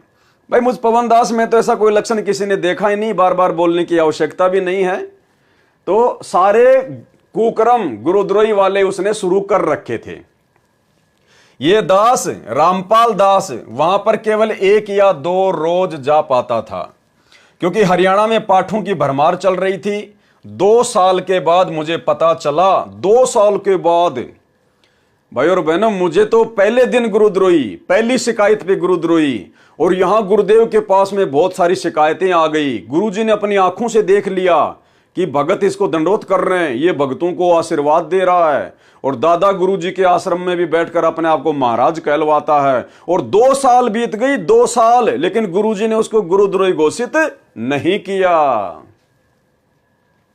वहां की सारी संगत इसे महाराज जी कहकर पुकारती थी तथा दंडवत प्रणाम करती थी और ये उन्हें आशीर्वाद देता था। ये दास रामपाल दास वहां पर केवल 1 या 2 दिन जा पाता था, क्योंकि हरियाणा में पाठों की भरमार चल रही थी। 2 वर्ष के बाद मुझे पता चला, 2 साल के बाद मुझे पता चला कि यह नादान अपने आप को महाराज कहलवाता है तथा आशीर्वाद भी देता है। तब सारी संगत को समझाया, तब इसे भगत जी कहने लगे। यानी गुरुजी ने संगत को समझाया कि भाई ये महाराज नहीं है, ये तो अपने आप को झूठ में महाराज कहलवाता है। तब जाकर संगत उसको भगत कहने लगी, भगत जी कहने लगी महाराज से। कुछ दिनों बाद जो इसे महाराज कहते थे, इस नकली महाराज की वास्तविकता का ज्ञान हुआ कि यह तो चुगलखोर है तथा इसमें कपट का अंत नहीं है, और पूजा के रुपयों में भी हेरा फेरी करता है। अपने छोटे भाई की तलवंडी में फर्नीचर की दुकान भी खुलवा दी है। तब वहां की संगत ने एक अन्य पुजारी लाकर छोड़ा। यह दास सत्संग करने गया, कहां पर? दादा गुरुदेव के आश्रम में। यह दास सत्संग करने गया तो देखा संगत 2 फाड़ हो चुकी है। यानी भाइयों और बहनों, जो ड्रामे काल प्रेरणा से वर्तमान में चल रहे हैं ये कोई नई बात नहीं है, क्योंकि परमात्मा पहले कह चुके हैं कि पूर्ण परमेश्वर की संगत में गुरुद्रोही पैदा होते हैं। संगत माही कुसंगत उपजय जैसे बन में बास। काल प्रेरणा से उनके मार्ग को अवरुद्ध करवाने के लिए तो सन 2000 के आसपास, 2000 से पहले भी गुरुदेव भगवान की संगत में दो फाड़ हो चुकी थी। जिस प्रकार वर्तमान में तो ज्ञान आधार से दो फाड़ हैं, और उस समय ये संजय उर्फ कृष्णदास जैसे गुरुद्रोहियों की वजह से संगत दो फाड़ हो चुकी थी। ये दास सत्संग करने गया तो देखा संगत दो फाड़ हो चुकी है, आपस में लड़ने को तैयार हैं। जैसे वीर सिंह बघेल और बिजली खान पठान आपस में लड़ने को तैयार थे, ऐसे संगत आदि संगत तो हो गई संत रामपाल जी की तरफ, और आदि संगत हो गई उस गुरुद्रोही व्यक्ति की तरफ, संजय उर्फ कृष्णदास की तरफ, और मरने मारने को तैयार हो गई कि वो कह रहे हैं कि नहीं ये कृष्णदास असली महाराज है, और बाकी कहने लगे नहीं संत रामपाल जी असली महाराज हैं, और मरने मारने को तैयार हो गए। जबकि भाई और बहनों आज ऐसी स्थिति नहीं है। उस समय तो लोग ज्ञान को नहीं समझ पाए थे, अज्ञानता में, और वर्तमान में तो परमेश्वर जी ने अपने मिशन के तहत ये जो परीक्षा का समय चल रहा है, और परमेश्वर ने ज्ञान आधार से जो दूसरा ग्रुप बनाया है साध संगतियां सत्सेवकों का, भाई और बहनों हम तो मार खाने वाले हैं, हम तो मुकदमे झेलने वाले हैं, हम तो जेल में जाने वाले हैं, हम किसी की तरफ तू करने वाले नहीं हैं। मारना पीटना गाली निकालना ये सारा का सारा ठेका तो काल प्रेरणा से सतलोक आश्रम मैनेजमेंट हरियाणा ने ले रखा है। हम सत्सेवक तो परमेश्वर के ज्ञान आधार से चल रहे हैं। उनके साथ इसी के सामने बातचीत की तो गुरुजी ने उस कृष्णदास के सामने ही और संगत को बैठाकर बातचीत की। तब उन्होंने इसकी ढेर सारी त्रुटियां बताई, तब संगत ने बहुत सारी उसकी त्रुटियां बताई। कुछ संगत इसकी समर्थक भी थी, लेकिन बहुत सारे लोग उस संजय उर्फ कृष्णदास गुरुद्रोही के समर्थन में थी, परंतु ज्यादातर इसके विरुद्ध थे। उसी समय एक संगत के व्यक्ति ने बताया कि यह तो ऐसा चालाक है कि एक बार यहां तलवंडी भाई में, यानी जहां पर दादा गुरुजी का आश्रम था, तलवंडी भाई में म्युनिसिपल कमेटी के चुनाव हुए। दो कैंडिडेट चुनाव लड़ रहे थे, दोनों ही इस नकली महाराज संजय उर्फ कृष्णदास से विजय का आशीर्वाद लेकर गए। यानी ये घटिया कर्म जो आज वर्तमान में गुरुजी की गैर हाजिरी में सतलोक आश्रम मैनेजमेंट हरियाणा कर रहा है, गुरुजी का परिवार कर रहा है, कभी बीजेपी का समर्थन, कभी कांग्रेस का समर्थन, तो गुरुदेव ये साबित करना चाहते हैं कि काल ने पहले भी यही कुकर्म संगत में शुरू करवाए थे उस संजय उर्फ कृष्णदास के द्वारा, क्योंकि ये कर्म गुरुद्रोहियों के होते हैं। वो दोनों ही कैंडिडेट, दोनों ही उम्मीदवार इस नकली महाराज संजय उर्फ कृष्णदास से जीतने का आशीर्वाद लेकर गए, विजय का आशीर्वाद लेकर गए। दोनों ही, एक की विजय होनी ही थी, विजेता कैंडिडेट यानी जो जीत गया चुनाव में, म्युनिसिपैलिटी के चुनाव में, वो कैंडिडेट बैंड बजाता हुआ आश्रम में आया, इसके माला डाली तथा इसने कहा कि मेरा आशीर्वाद कभी खाली नहीं जाता। इसने दोनों को आशीर्वाद दे दिया। अब जो जीत गया वो बैंड बाजे बजा के और महाराज जी के पास में आया, संजय उर्फ कृष्णदास के गुरुद्रोही के, जिस समय यह संत रामपाल जी का भगत था। आते उसने संजय उर्फ कृष्णदास के गले में माला डाली कि महाराज जी आपके आशीर्वाद से मैं जीत गया, मेरी विजय हो गई। तब वहीं खड़े एक व्यक्ति ने कहा कि जो पराजित हुआ है, यानी जो कैंडिडेट हार गया, वह भी तो आपसे ही आशीर्वाद प्राप्त करके गया था। उस नकली महाराज कृष्णदास उर्फ संजय ने कहा कि जो पहले आता है उसी की विजय होती है, कि जो पहले आता है ना मेरा आशीर्वाद लेने, वो ही जीतता है। अब भाई और पवन दास ने तो किसी को आशीर्वाद नहीं दिया। पवन दास तो इस राजनीति के चक्कर से कोसों दूर है, और आप भाई बहनों को भी समझाता है कि राजनीति तो घटिया कर्म है। गुरुजी सत्संग में बताते हैं ये घटिया कर्म करने का ठेका तो गुरुजी के परिवार ने ले रखा है, सतलोक आश्रम वालों ने। हम तो राजनीति से कोसों दूर हैं। तो गुरुद्रोही का ये लक्षण है, लोगों को जीतने का आशीर्वाद देना, और फिर अपने गले में माला डलवाना, हम तो इस कर्मों से बहुत दूर हैं। क्या कहा उस संजय और कृष्णदास ने कि जो पहले आता है ना आशीर्वाद लेने, उसी की जीत होती है। उस व्यक्ति ने कहा कि पहले भी वही आया था जो हार गया। उसने कहा कि महाराज जी पहले भी बेचारा वही आया था जो हार गया। अपना सा मुंह बनाकर नकली महाराज नीचे को देखने लगा, फिर वो नीचे गर्दन करके देखने लगा, कोई जवाब नहीं उसके पास। उपरोक्त वार्ता को सुनकर मुझदास को बहुत आश्चर्य हुआ। यानी भगत वहां गुरुजी को उसके काले कारनामे सुना रहे थे, जो कभी सौपन में भी नहीं सोचा था। गुरुजी कह रहे मैंने तो कभी सौपन में भी नहीं सोचा था कि यह आस्तीन का सांप है, यानी ये इतनी बड़ी गलती करेगा।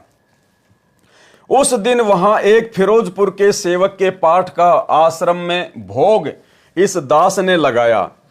यानी संगत से इस प्रकार की बातें सुनने के बाद भी कि महाराज जी इसने चुनाव में खड़े हुए कैंडिडेटों को आशीर्वाद दिया, फिर वो जीता, यहाँ आश्रम में आया, इसके गले में माला डाली, बैंड बाजे बजाए, गुरुदेव ने फिर भी उसको गुरुद्रोही घोषित नहीं किया और मुझ पवन दास को पहली बार में झूठी शिकायत में गुरुद्रोही घोषित कर दिया। सुनते जाना। फिर क्या कह रहे हैं गुरुदेव भगवान कि ये सारी बातें सुनने के बाद में फिर हमारे को वहां पर एक पाठ के लिए जाना था फिरोजपुर में। उस दिन वहां एक फिरोजपुर के सेवक के पाठ का आश्रम में भोग इस दास ने लगाया। भोग के पश्चात उपस्थित संगत को रक्षा सूत्र बांधने के लिए इस नकली महाराज संजय और कृष्णदास को कहा। यानी उसके बारे में इतने कुक्रम सुनने के बाद, अपनी आंखों से देखने के बाद भी गुरुजी ने गुरुद्रोही नहीं कहा, बल्कि जब गुरुजी पाठ करने लगे तो संगत के हाथ पर रक्षा सूत्र बांधने की सेवा गुरुजी ने उल्टा उसी कृष्णदास को दे दी और मुझ पवन दास को पहली बार में गुरुद्रोही कर दिया। सुनते जाना भाई और बहनों, यह रक्षा सूत्र बांध रहा था। एक बहन अपने रिश्तेदार को कह रही थी कि जिसने ये पाठ करवाया है ये मेरे फूफा जी हैं, इनकी 65 लाख रुपए की उधार नहीं मिली, क्योंकि उस समय पंजाब में उग्रवाद का जोर था, जिस कारण से ये पागल हो गया था। 5-5 गोलियां नशे की खाता था, तब भी उसे नींद नहीं आती थी। डॉक्टर ने कहा था कि इसकी संभाल रखना, ये आत्महत्या भी कर सकता है। संत रामपाल जी महाराज से उपदेश लिया, उसके बाद बिना किसी दवाई के 10-10 घंटे सोने लगा। 2 महीने में 45 लाख की उधार वापस आ गई। इनके लड़के की शादी को कई वर्ष हो चुके थे। संत रामपाल जी महाराज से नाम प्राप्ति के पश्चात 10वें महीने लड़के की प्राप्ति हुई। यानी वो बहन गुरुजी से उपदेश लेने के बाद में उस घर में क्या क्या लाभ हुए वो बता रही थी। क्या क्या गुण सुनाए संत रामपाल दास जी महाराज के। उन बहनों को ये संजय उर्फ कृष्णदास रक्षा सूत्र बांध रहा था। अब गुरुजी ने इसकी सेवा लगा रखी थी रक्षा सूत्र बांधने की।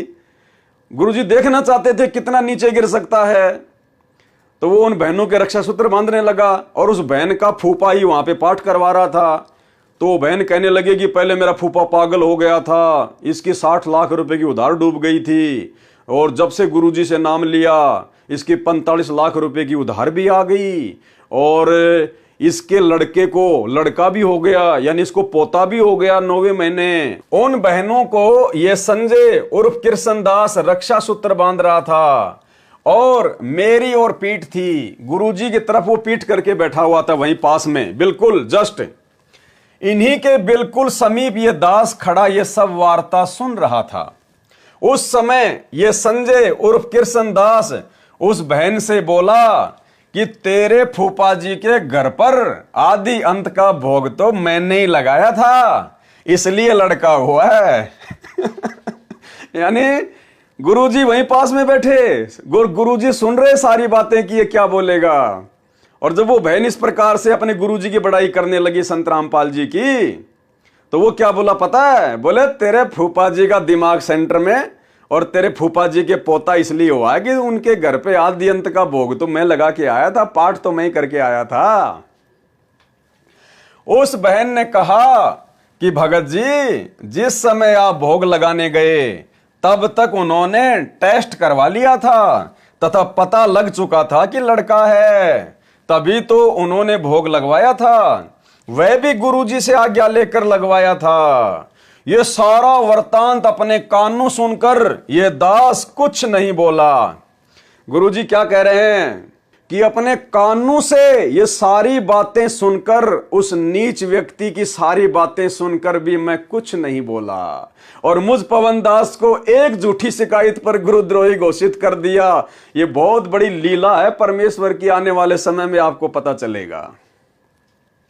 ये सारा वृतांत अपने कानों सुनकर ये दास कुछ नहीं बोला तथा इसकी कृतज्ञता पर घंटों सोचता रहा। कृतज्ञता मतलब इसकी नीचता पर, इसके घटियापन पर यह दास घंटों बैठकर सोचता रहा। उसी कस्बा तलवंडी भाई के एक व्यक्ति को पता नहीं था कि यह नकली महाराज स्वयंभू बना है। गुरुदेव की ओर से इसे कोई आदेश भोग लगाने या आशीर्वाद देने का नहीं है। उसने मेरे सामने कहा, उस भाई ने, जिसको मालूम नहीं था कि भाई इस संजय को गुरुजी ने आशीर्वाद दे रखा या नहीं दे रखा है, तो वो संजय भी वहीं था और गुरुजी भी वहीं था। तो वो जो नया नया भगत आया था बेचारा, उसने मेरे सामने कहा कि हमारे घर पर संजय महाराज ने भोग लगाया। पहले हमने इनके पैर धोए, चरणा अमृत लिया, बहुत अच्छा सत्संग किया। अब उसी समय जहां गुरुजी बैठे हुए थे और वो कृष्ण उर्फ संजय बैठा हुआ था, एक नया भगत आया बेचारा, उसको पता नहीं था कुछ भी। तो उसने कहा कि ओहो, संजय महाराज भी बैठे हैं।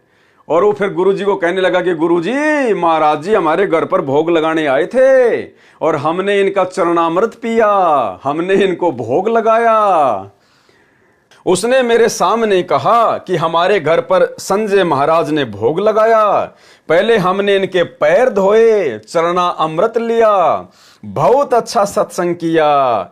ये बात वह नकली सुनकर वहां से उठकर चला गया। अब ये बात सुन के और वो संजय उर्फ कृष्णदास गुरुजी के पास से उठ के चला गया। यानी गुरुजी की आंखों के सामने सारे प्रमाण आते चले गए। बताओ, एक भगत अपने पैर धुलवा रहा है और उस भगत के पैरों का चरणामृत उसी के भगत भाई पी रहे हैं। भाई दास तो कभी सौपन में भी ऐसा घटिया कुकर्म करने की सोच भी नहीं सकता। यदि ऐसा कभी मेरे बुरे बुरे बुरे बुरे प्रारब्ध से ऐसा यदि कभी होना भी हो, तो मैं तो परमात्मा से विनती करता हूं, परमात्मा उस कुकर्म को करने से पहले ही मुझे मौत के घाट उतार देना। लेकिन ऐसा घटिया कर्म आपके इस तुच्छ दो कोड़ी के नीच भगत से ना हो जाए। इस दास ने सर्व संगत को समझाया कि इस तरह आप नाम रहित हो जाओगे, कि इस प्रकार एक भगत को यदि आप इतना महत्व दोगे, एक भगत के आप पैर धोओगे, उसका चरणामृत पियोगे, उससे पाठ करवाओगे, तो आपका नाम खंड हो जाएगा। ये तो एक आम सेवक है, ये तो एक सामान्य भगत है, परंतु उसका वहां हर समय आना रहता था। इसने अपना रंग चढ़ाए रखा। मैंने इस नकली को भी समझाया। क्या कह रहे हैं गुरुदेव? यानी गुरुजी ने उसको इतना सब कुछ देख के भी गुरुद्रोही घोषित नहीं किया, बल्कि गुरुजी ने उसको समझाया। क्या समझाया? मैंने इस नकली को भी समझाया। इसने दोबारा नाम भी लिया, इसने अपना नाम भी शुद्ध करा लिया और आगे से गलती न करने का आश्वासन दिया कि गुरुजी मैं आगे से कभी गलती नहीं करूंगा। दूसरी बार गया तो वह व्यक्ति जिसने इससे भोग लगवाया था तथा पैर धोए चरणामृत लिया था, उसकी 25 लाख रुपए की हानि हो गई। मेरे सामने बुरी तरह से रो रहा था। उसको इस दास ने बताया कि आप नाम रहित हो गए हो, कि आपका नाम खंड हो गया। आपने नकली महाराज संजय उर्फ कृष्णदास में आस्था बना ली है, इसलिए आपको हानि हुई है। परंतु वह नादान फिर भी उसी का पिट्ठू बना रहा, फिर भी वो भगत उसी का चेला बना रहा, उसी का पिट्ठू बना रहा। इस तरह के न जाने कितने छल युक्त चरित्र इस नकली महाराज संजय उर्फ कृष्णदास कपटी के देखे। क्या कह रहे हैं गुरुजी? न जाने ऐसे ऐसे कितने छल कपट युक्त इसके आचरण मैंने अपनी आंखों से भी देखे और भक्तों से भी सुने, लेकिन फिर भी गुरुजी ने गुरुद्रोही घोषित नहीं किया। और मुझ पवनदास का एक भी कोई ऐसा घटिया कर्म नहीं, और अपने परिवार की पहली शिकायत पर, झूठी शिकायत पर मेरे को पूर्णतया गुरुद्रोही घोषित कर दिया। यही परमेश्वर की लीला है, सुनते जाना आगे। यदि सारा विवरण करूं तो एक अलग से पुस्तक तैयार हो जाए। गुरुजी कहते हैं अगर उसके सारे कुकर्मों को विस्तार से बताऊं, लिखना शुरू करूं, तो पुस्तक बन जाएगी एक ज्ञान गंगा की तरह। कह रहे समझदार को संकेत ही बहुत होता है। उसके भाई ने जो फर्नीचर की दुकान खोली थी, उस गुरुद्रोही कृष्ण और संजय दास का भाई जिसने फर्नीचर की दुकान खोली थी, उस संजय के हरियाणा आते ही वह भी दुकान बंद करके हरियाणा आ गया। वहां पर उनकी दाल नहीं गली। मुझदास द्वारा उपदेश प्राप्त सेवक यानी भगत यदि किसी अन्य भगत या व्यक्ति में श्रद्धा कर लेता है, एज ए गुरु, वैसे नहीं, वैसे हम आपस में भगत भाई बहन है, हमारी श्रद्धा अगर आपस में नहीं होगी, प्यार प्रेम आपस में नहीं होगा, तो और किस में होगा? जगत में होगा। लेकिन श्रद्धा हमने गुरु की तरह नहीं करनी है। एक छोटा सा सत्संग आपको सुनाता हूं गुरुदेव भगवान का, जिसमें गुरुदेव कह रहे हैं कि यदि कोई पुराना भगत है, उसने नाम ले रखा है, और यदि वो आप भक्तों को अच्छी अच्छी बातें बताता है तो बहुत अच्छी बात है, उसकी बातें सुनो, उसके द्वारा सुनी बातों को अपने जीवन में लागू करो कि मेरे गुरुदेव भगवान ने इस भाई को कितना अच्छा ज्ञान दिया है, और ये ज्ञान इस भगत का नहीं, मेरे गुरु जी का है। और एज ए गुरु उसमें आस्था नहीं होनी चाहिए। उसके चरण छूना, उसका चरणामृत लेना, उसको महाराज कहना, ये घटिया कर्म नहीं होने चाहिए। गुरु तो केवल एक ही है, सतगुरु रामपाल जी भगवान। As a Bhagat, as a गुरु भाई, एज ए गुरु बहन, हमारी एक दूसरे में आस्था हो सकती है, लेकिन एज ए गुरु किसी में आस्था नहीं करनी है। सुनिए, एक एक पॉइंट पर बहुत गहराई सोचना है। अब कोई भक्त ज्ञान सुना रहा है, बहुत अच्छी बात है, उसके द्वारा सुने ज्ञान पर अमल करे और उससे कहे भाई मुझे भी गुरुदेव के पास ले चलो, मेरा कल्याण करा दो। और आपने नाम ले रखा है और फिर कोई चर्चा चलती है, ऐसी कोई बात नहीं, फिर भी सुनो। और कोई पुराना भक्त है, वो अच्छी अच्छी बातें बताएगा तो बहुत अच्छी बात है। गदगद हो जाओ कि मेरे गुरुजी ने कितना अच्छा ज्ञान दिया हुआ इस बच्चे को, भाई को, बहन को, और ये सब गुरु जी का ही दिया हुआ ज्ञान है, इसका नहीं है। तो उसमें आपको एज ए भाई यानी गुरु भाई, गुरु बहन, तो आपकी श्रद्धा हो सकती है, लेकिन अन्य दृष्टिकोण से, क्योंकि हम फिर उस पर इतना आसक्त हो जाते हैं, उसको फिर प्रणाम करने लग जाते हैं, बड़ा अच्छा भगत है। तो ऐसे ये बीमारी हमारे भगत समाज में पड़ी रही और इसका लाभ ये काल उठा गया। मुझदास द्वारा उपदेश प्राप्त सेवक यदि किसी अन्य भगत या व्यक्ति में श्रद्धा कर लेता है तो वह मर्यादाहीन हो जाता है, उसका नाम खंडित हो जाता है।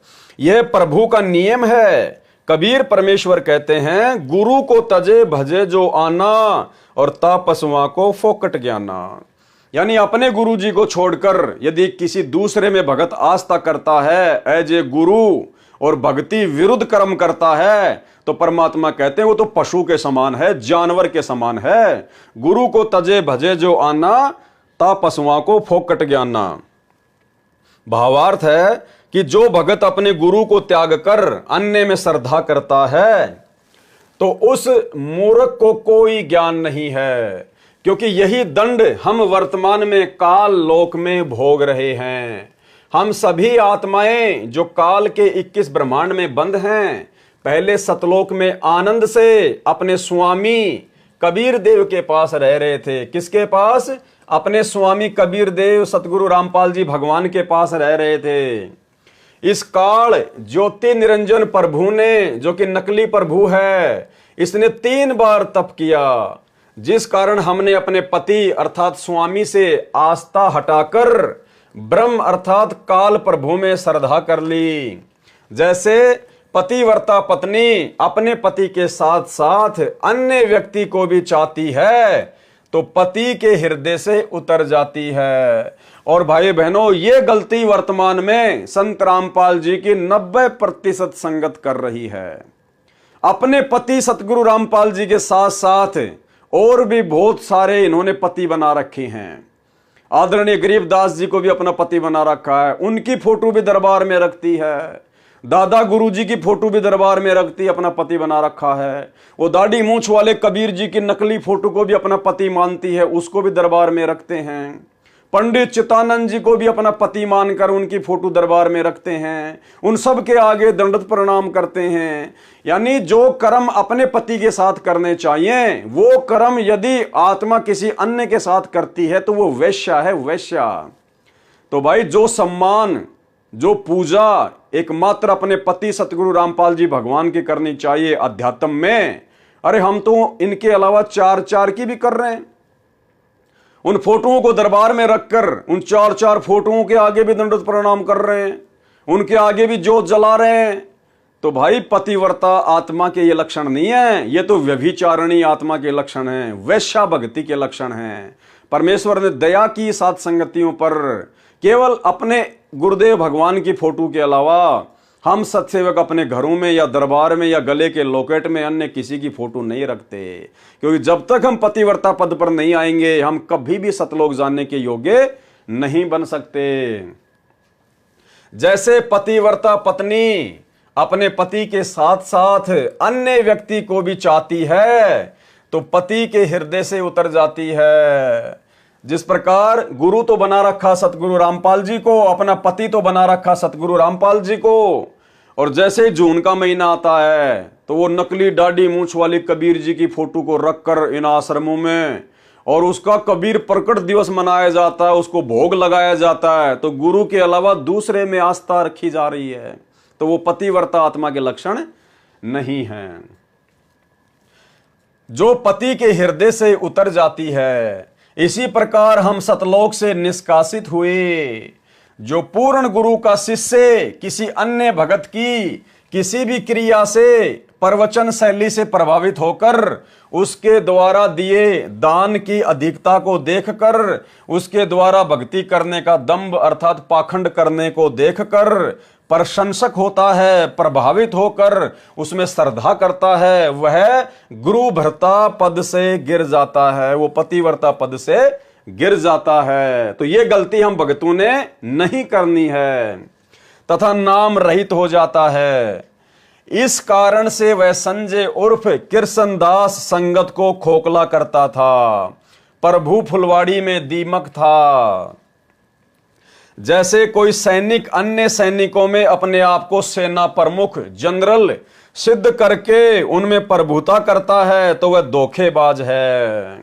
भाई और बहनों, परमेश्वर के इसी ज्ञान आधार को अपनाकर हम साध संगति से जुड़े हुए हजारों की संख्या में भाई बहन, हमने कभी भी साध संगतियों में ना किसी को कोऑर्डिनेटर बनाया, ना किसी को जिला प्रमुख बनाया, ना किसी को तहसील का कोऑर्डिनेटर बनाया। और यह दास हमेशा भाई बहनों को यही संदेशा देता आया है कि साध संगतियों का कोऑर्डिनेटर भी सतगुरु रामपाल जी भगवान है, साध संगतियों का सरदार भी सतगुरु रामपाल जी भगवान है। हम सब केवल उनके भगत हैं, उनके सेवक हैं, उनके कुत्ते हैं। हम आपस में मिलकर इकट्ठा होकर अपने भगवान की महिमा करते हैं, भोग लगाते हैं और ज्ञान आधार से चर्चा करके भक्ति मार्ग पर अपने आप को दृढ़ बनाते हैं। ये कोऑर्डिनेटर वाला सिस्टम साध संगतियों में नहीं। यहाँ कोई जनरल नहीं, कोई कर्नल नहीं, यहाँ तो केवल सब भगत हैं। क्योंकि जनरल सेना प्रमुख वाला लाभ सैनिक दूसरे सैनिक को नहीं दे सकता। जब सरकार को पता चलता है तो उस नकली जर्नल को यह सोचकर नौकरी से निकाल दिया जाता है कि यह धोखेबाज आगे भी देशद्रोह कर सकता है। यही भूमिका संजय उर्फ कृष्णदास नकली महाराज कर रहा था। अब पवन दास ने तो ऐसी कोई भूमिका कभी नहीं की। वही आप मेरे हजारों की संख्या में वीडियो फेसबुक या यूट्यूब पर जाकर देख सकते हैं। साध संगति से जुड़े हुए किसी भी भाई बहन से पूछ सकते हैं। आगे चलिए।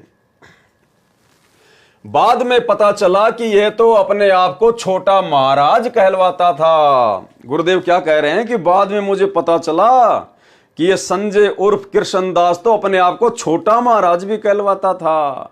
यह कहता था कि बड़े महाराज तो सतगुरु रामपाल जी हैं और छोटा महाराज मैं हूं।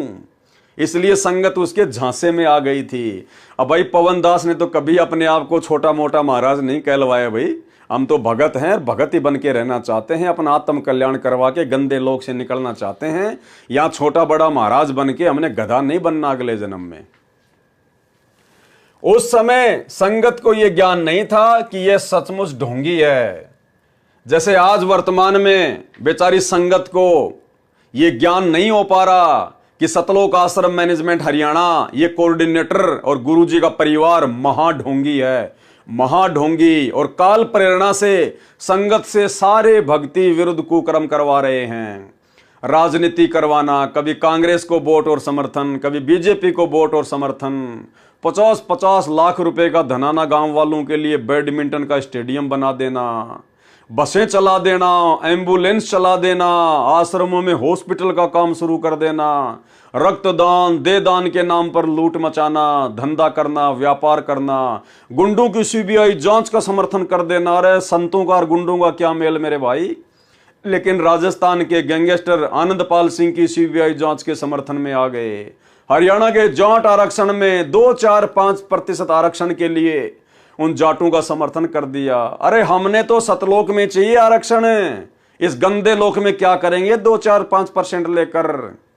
परमात्मा कहते हैं तुम तो 2-4-5% के लिए मर रहे हो, और गुरुदेव कहते हैं कोटि जन्म तू राजा की न्या मिटी न मन की आशा, कि करोड़ों बार तू राजा रह चुका है, पूरी पृथ्वी तेरी थी नालायक, अब तू 2-4% आरक्षण के लिए अपनी भक्ति बर्बाद कर रहा है।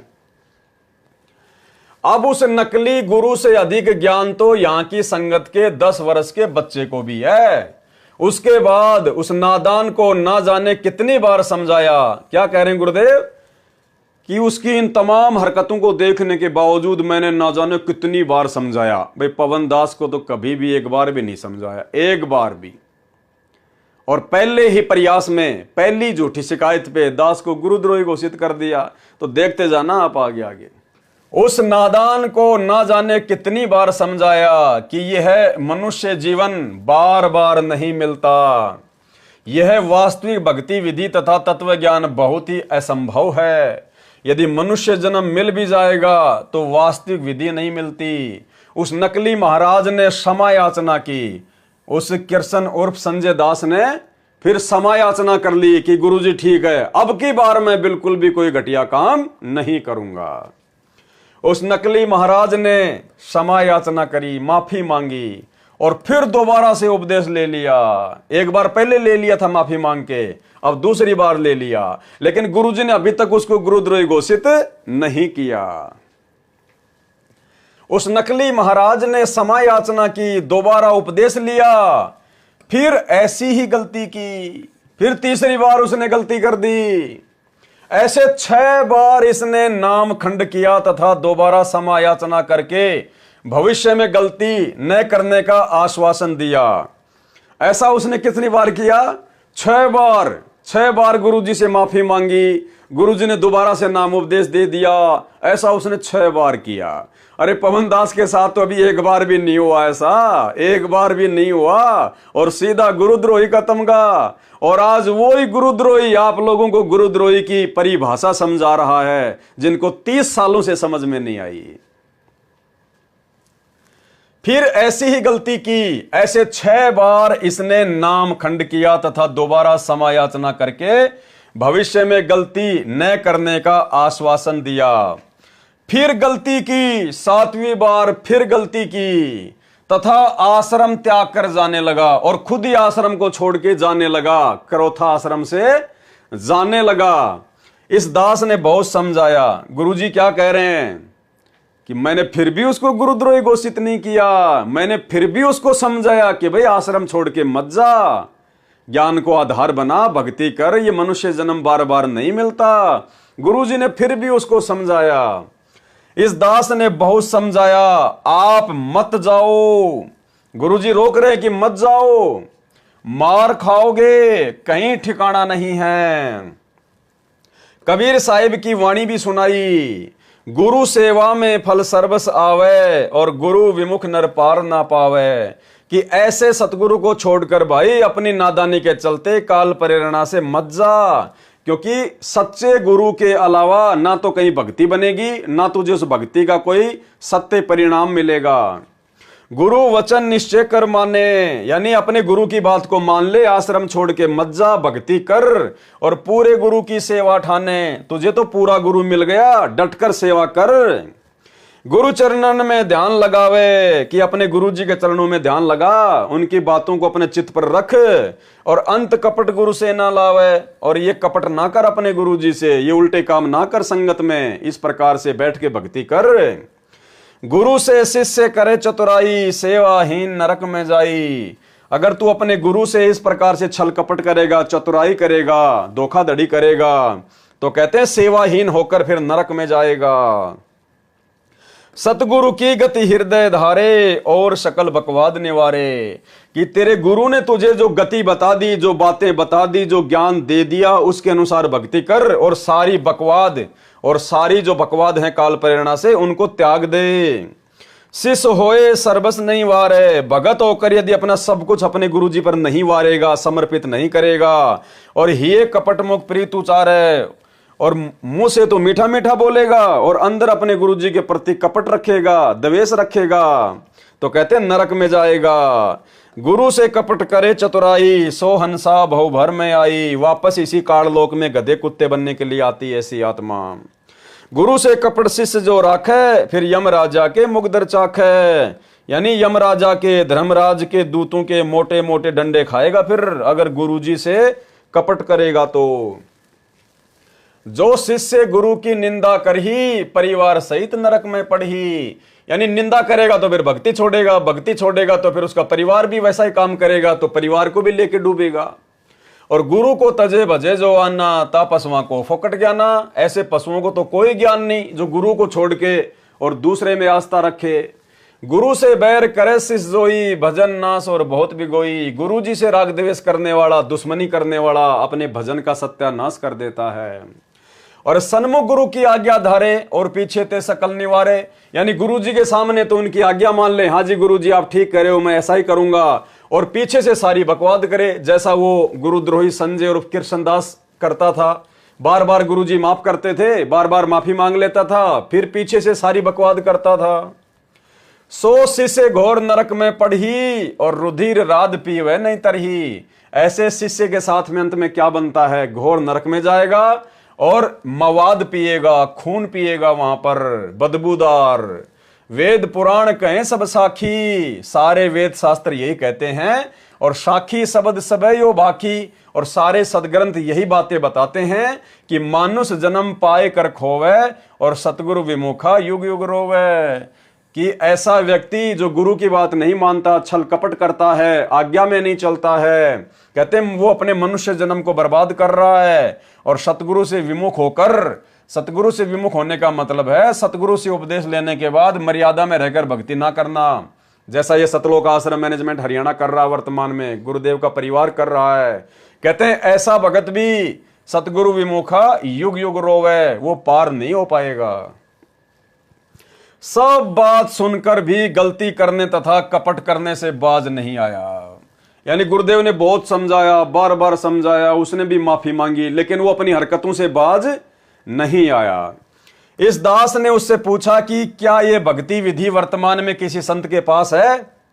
जब वो आश्रम छोड़ के जाने लगा तो गुरुजी ने पूछा कि तू भाई कहां जाएगा, चल तू ही बता दे, जो ज्ञान आज मैं दे रहा हूं क्या मेरे अलावा ये ज्ञान आज धरती पर किसी के पास है, किसी संत के पास है।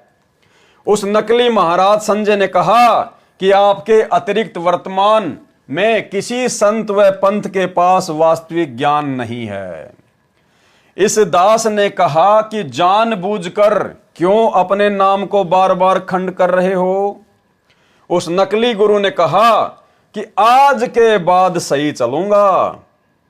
कहा कि गुरुजी ठीक है, आज के बाद मैं बिल्कुल सही चलूंगा और कोई गलती नहीं करूंगा। और क्या बोला उस नकली गुरु ने, कहा कि आज के बाद सही चलूंगा, मैं अपने घर पर रहूंगा, मेरी माताजी बीमार रहती है, घर पर काम करूंगा तथा आपके दर्शन करने भी आता रहूंगा। यानी मन में तो दोष उसके आ ही चुका था, उसको तो संत बनने की भूख बुरी तरह से काल ने जागृत कर दी थी। और कहा कि महाराज जी मैं आश्रम में नहीं रहूंगा, मैं अपने घर बैठ के भक्ति कर लूंगा और मेरी माता जी की सेवा करूंगा और बीच बीच में आपके दर्शन करने के लिए आता रहूंगा। मतलब इतना होने के बाद भी गुरुजी ने उसको गुरुद्रोही घोषित नहीं किया, वो आश्रम छोड़ के चला गया। उसके बाद भी गुरुजी ने उसको गुरुद्रोही घोषित नहीं किया और 2 से 3 वर्ष का समय हो गया। और पवन दास को पहली बार में झूठी शिकायत में ध्यान रखना, इस टॉपिक पर चाहे 1 वीडियो बने या 2 वीडियो बने, इसके बाद में इसका निष्कर्ष निकलेगा। और ये जो कृष्ण उर्फ संजय जो गुरुद्रोही हो चुका है, इसने भी इस भक्ति और भगवान पुस्तक को पढ़ने के बाद में सतगुरु रामपाल जी परमेश्वर जी के विरुद्ध एक पुस्तक निकाली है जिसका नाम था शैतान बन्या भगवान। यानी गुरुदेव के खिलाफ उसने बहुत सारी अभद्र बातें और बेबुनियाद बातें उस 30 पेज की पुस्तक में की है। दास आपको इस गुरुद्रोही संजय उर्फ कृष्ण दास की वो पुस्तक भी पढ़ाएगा, दिखाएगा। और उस पुस्तक को पढ़ने के बाद में भाई और बहनों, आप इतने दृढ़ हो जाओगे, इतने दृढ़ हो जाओगे, काल के षड्यंत्र से इतने परिचित हो जाओगे कि आप शौपन में भी कभी अपने गुरुदेव के अलावा किसी और में आस्था करने की सोचोगे भी नहीं।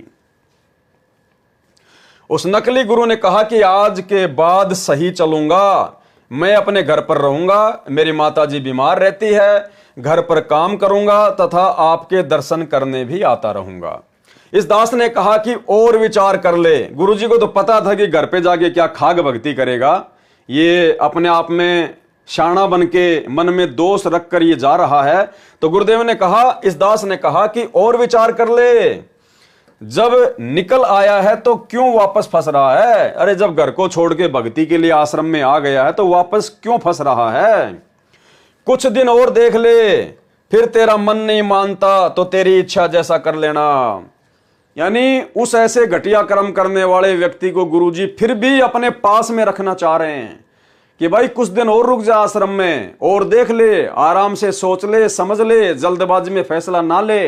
यानी उसकी इतनी तमाम घटिया हरकतों के बावजूद भी गुरुजी ने उसको माफ किया, उसको गुरुद्रोही घोषित नहीं किया।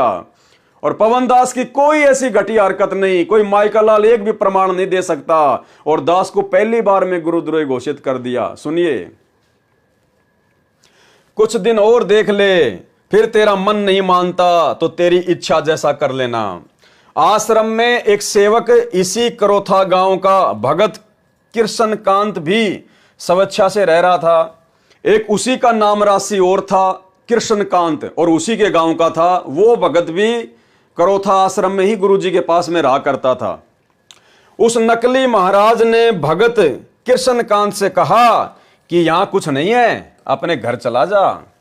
यानी गुरुजी के साथ में तो छल कपट की बातें कर रहा कि मैं घर बैठ के भक्ति कर लूंगा, बीच बीच में आपके दर्शन करने आ जाऊंगा। और जाते समय जो उसी के गांव का उसी के नाम का एक और भगत था कृष्ण कांत, उससे कहा, अरे क्या रखा आश्रम में, तू भी चला जा घर पे, मैं जा रहा हूं, कुछ नहीं है यहां, मेरे रहते सहते निकल जा। क्या बोला वो गुरुद्रोही उस भगत को कि मेरे रहते सहते निकल जा तू। भगत कृष्ण कांत ने कहा कि तुझे जाना है तो जा, महाराज जी के प्रति ऐसी बातें मत कह।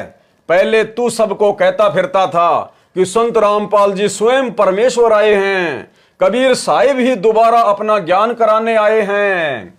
अब अपने मुख से क्या बोल रहा है? भगत संजय दास, तुझे शर्म आनी चाहिए, आज पृथ्वी पर ऐसा संत नहीं है। संजय उर्फ कृष्ण दास ने अगले दिन मुझदास से कहा कि मैं जा रहा हूं और चला गया। फिर पता चला वह अपने घर न जाकर एक पाठ पर पहुंच गया। अब देखो घटिया हरकतें काल ऐसे करवाता है। गुरुजी से तो बोला मैं मेरे घर पे जा रहा हूं, मेरी माता बीमार है, घर बैठ के भक्ति करूंगा। लेकिन आश्रम से निकलते कहां गया? जहां पर पाठ चल रहा था वहां चला गया सीधा। फिर पता चला वह अपने घर न जाकर एक पाठ पर पहुंचा। वहां पर भक्तों ने पूछा कि क्या आप महाराज जी से आज्ञा लेकर पाठ पर आए हो? उसने कहा हां हां, आज्ञा लेकर पाठ पर आया हूं, आज्ञा लेकर पाठ पर आया हूं। एक भगत बाद में पाठ पर गया, उसने नकली संत को पाठ पर देखा तो पूछा, आप तो महाराज जी से घर जाने की कह रहे थे, यहां कैसे आ गए? उस नकली गुरु संजय उर्फ कृष्ण दास ने कहा कि यदि महाराज जी मुझे 2 लाख रुपए दें तथा एक पिस्तौल दें तब मैं आश्रम में रह सकता हूं।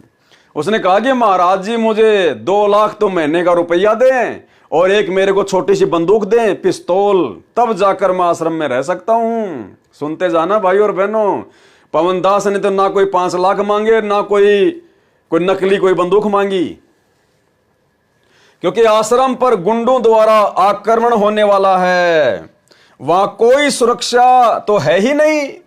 बोले आश्रम में कोई सुरक्षा तो है ही नहीं और वहां तो कभी भी गुंडों का आक्रमण हो सकता है, मार देंगे मुझे तो। बताओ, एक तरफ तो कहता था कि परमेश्वर आए हुए हैं, संत रामपाल जी स्वयं कबीर साहिब हैं, दोबारा से अपना ज्ञान देने आए हैं, और फिर कह रहा कि आश्रम में कोई सुरक्षा की व्यवस्था तो है ही नहीं। अरे सतगुरु से बड़ी सुरक्षा नालायक और क्या मिलेगी। भाई और बहनों, सुनते जाना ड्रामे। कौन रहे वहां पर, यह सब जानकारी सर्व सेवकों ने तथा जिनके पाठ हो रहा था उस भगत ने भी मुझदास को दी। गुरुजी कह रहे हैं ये बात भी उन भक्तों ने बाद में मुझे बताई। उसके बाद उसका आश्रम में आना मना कर दिया, क्योंकि झूठ तथा कपट की हद होती है।